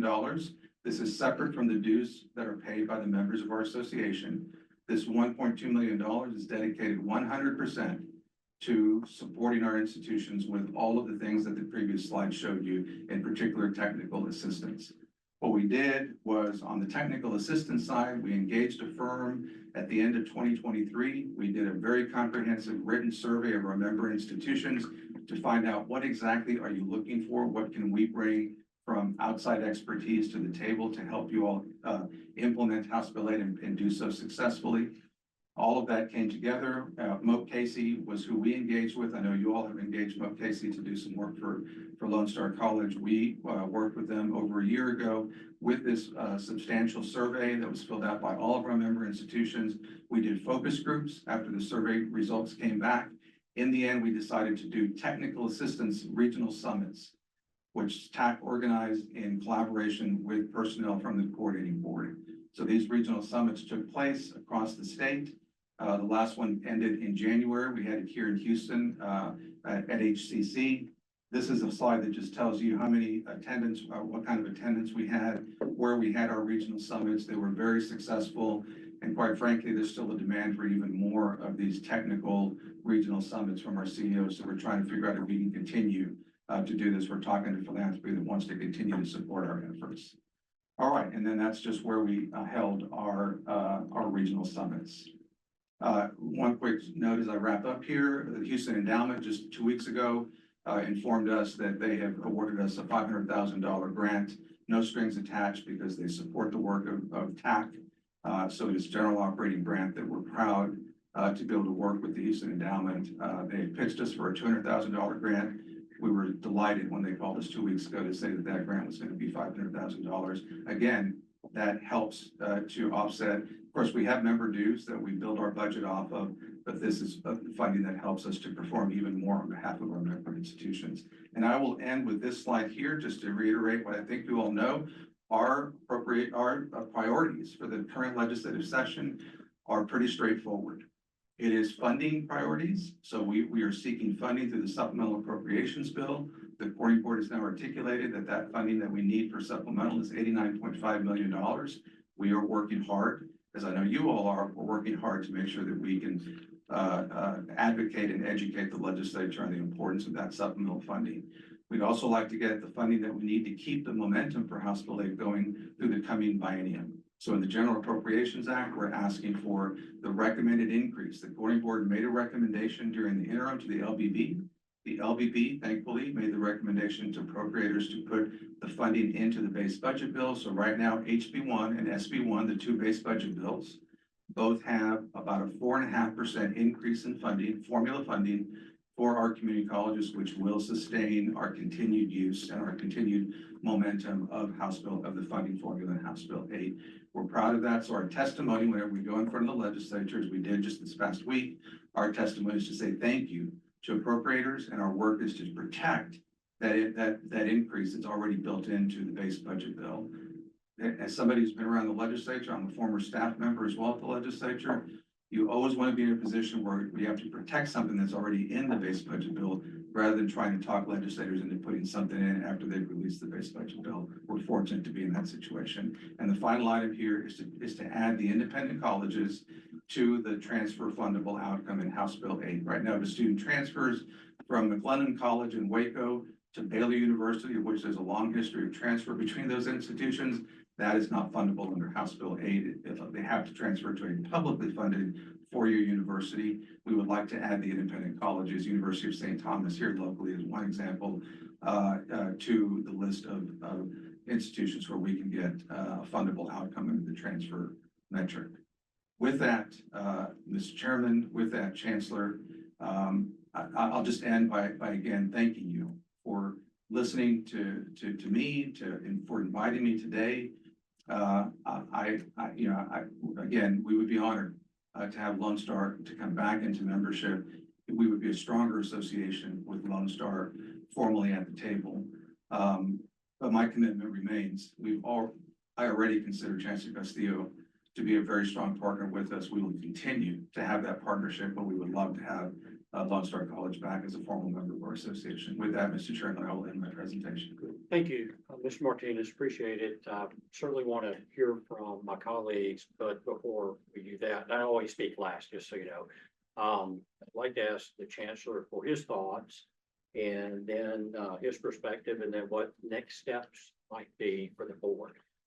Sure. So one of the things that I've talked to the board with people even today is about, and yesterday and at the last board meeting is, I consider Lone Star College to be a leading institution in the state. And so we can't leave the state as well from the outside of this organization as we could from inside of the organization. As Mr. Martinez said, there are 50 community colleges and we are one of two that is not a part of this organization. So I think one, we have to play well with others. That's just sort of the most basic way to say it. Two, Mr. Martinez, I actually didn't know Mr. Martinez until I think we met at ACCT in October, that first time that I went a year ago. You introduced yourself to me and I think I met Dr. Serrata at the same time too. So I didn't know Mr. Martinez before the fall. And he's new to his position relatively, and I'm new to mine. And so we both have kind of inherited organizations that for whatever reason unknown to me, my organization, our organization left his organization. And so part of the conversation that we've been having is why, right? What happened, and you know, he's new to his position, I'm new. And so I think at some point we just decided, you know what, the past is in the past. Let's figure out how we can work together moving forward. So that's two. Three is I'm the type of man, and I was raised that you don't take advantage of a service for free when others are paying, and you don't take advantage of a service for free when you can pay your own way. And so Mr. Martinez has been incredibly helpful and forthright with me. I've been nothing but good things about he and the organization since I became chancellor. And it just doesn't sit right with me to be getting resources that smaller colleges with less resources than us are paying for without paying our own way. So that's another reason that I asked Mr. Martinez to come speak, and really for the board, because again, I wasn't in this seat when our organization left his.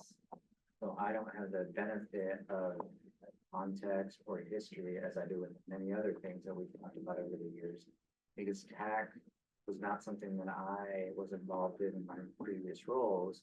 And so I wanted to give Mr. Martinez at least the opportunity to come make his pitch straight to the board, because I've always understood that the board played a role in Lone Star College deciding to leave TAC.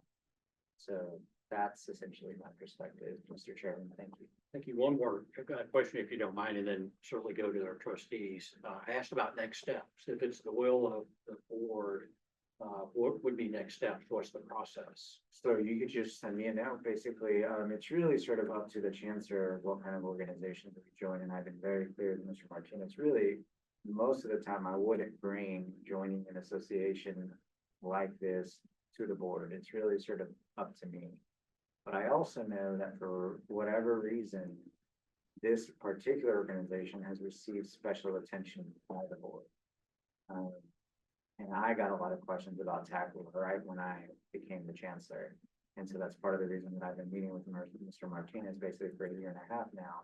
And so next step is really just shoot me a note about sort of after you've heard everything that you've heard today. And I'm not even just talking about Mr. Martinez, I'm talking about my own presentation, up to the end's presentation, whether you would be supportive of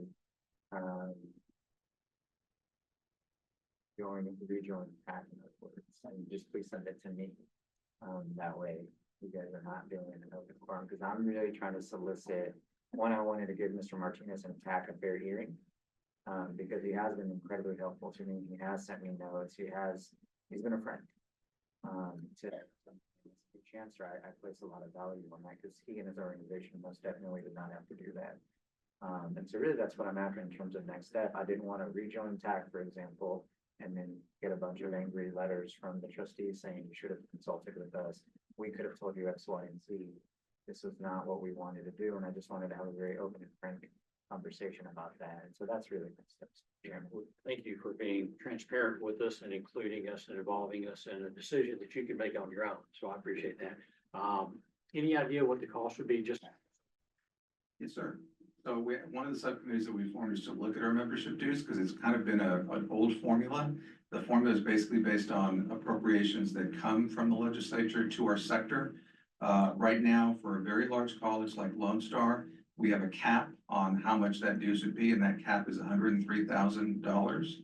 And it's, I think, 10 of our 50 community college districts are classified as very large. So those that fall into that, and those are classifications that are put together by the coordinating board, the accountability groupings. So those very large colleges pay no more than the cap. The cap can fluctuate year to year depending on overall funding for our sector. We're looking at the dues formula. That's what this subcommittee is looking at. We'll be making recommendations to the full membership. But right now, the very large college, it pays 103,000. I think it's 103,500, and that's not going to move much at all, even with a reconstituted dues formula. I hope that's. Let's go to trustee comments, questions, if you don't mind. I think I started over here last time. Could we start over on this side? And trustee Mario, you were probably here as a member of TAC at one time. Yeah, well, I wouldn't be able to speak to the reasons why. I mean, I do know the reasons, I just don't remember how we arrived at, it, right?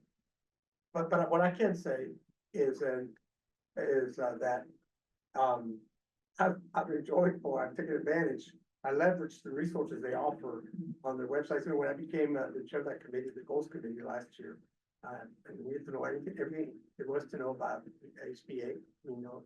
And I attended one of their presentations up in, West Texas. West Texas, yes, sir. Yeah, and incredible staff, incredible, knowledgeable people. But the best part about it is that the state trustees that were dealing with the same issue, I was able to talk to them, they were able to explain to me a lot of things. And then, go to the website. I recommend, encourage you to look at their both the TAC and CAT. And there's no paywall. So I've been able to access a lot of stuff, and there's even a lot of stuff for board member training, chairman training, you know, board chair training. It's just, I've been impressed, and recently, got to, attend a breakfast up in DC, and everybody was very friendly, and we got to see the dynamic or the engagement between the leaders from the entire state in that organization. You know, Dallas was kind of highlighted so much, so I didn't like that. But anyway, no, I just wanted to speak to that because it is clearly a very dynamic group, a lot of great people and the leadership. Thank you, sir. Thank you. Trustee King? Great presentation. Thank you. Really solid information. Thank you very much for doing that. Thank you, sir. Chancellor, I agree with all the points that you made just now. I'd be very supportive. Commissioner Mason? I'm also in agreement. Mr. Martinez, thank you for coming. Thank you. I'm convinced. Thank you for your time, and I hope we can rejoin and maybe instead of having a rep from Dallas speak, maybe we can have some more people start speaking. Mr. Martinez, thank you for the presentation. It's really good, very thoughtful. And I just share the same sentiment as our chancellor. Thank you. Thank you, trustee. Trustee Wilson? Thank you for your presentation. Chancellor, thank you for inviting him, because I came like right at the beat when it was discussed. I wasn't for sure why, what happened, and it wasn't clear, so, but thank you for your presentation. You answered all of my questions that I would have had, and thank you very much for your presentation. It was very, very, very good presentation. Thank you so much. Appreciate that. And I'll go last. Thank you, as they've said, for your presentation. Thank you for not giving up. And thank you for not writing us off. You know, someone who they left, fine, go away. We're happy without you. So thank you for wanting us to be a member. Yes, sir. And I'll close with just saying it's up to the chancellor. I think you heard that up today. Make your own decision and just let us know what the decision is at the appropriate time. Meanwhile, our door is open for anything that we can do to help. Thank you, Mr. Chairman. Appreciate that. Chancellor, thank you, sir. Appreciate Yes, it. sir, no, thank you. This is our favorite item today, adjournment. With no further business to discuss, this meeting is now adjourned at 4:38 p.m. Thanks, everyone. Really, thank y'all, thank y'all, thank y'all. Thank you. Right into it. Yeah.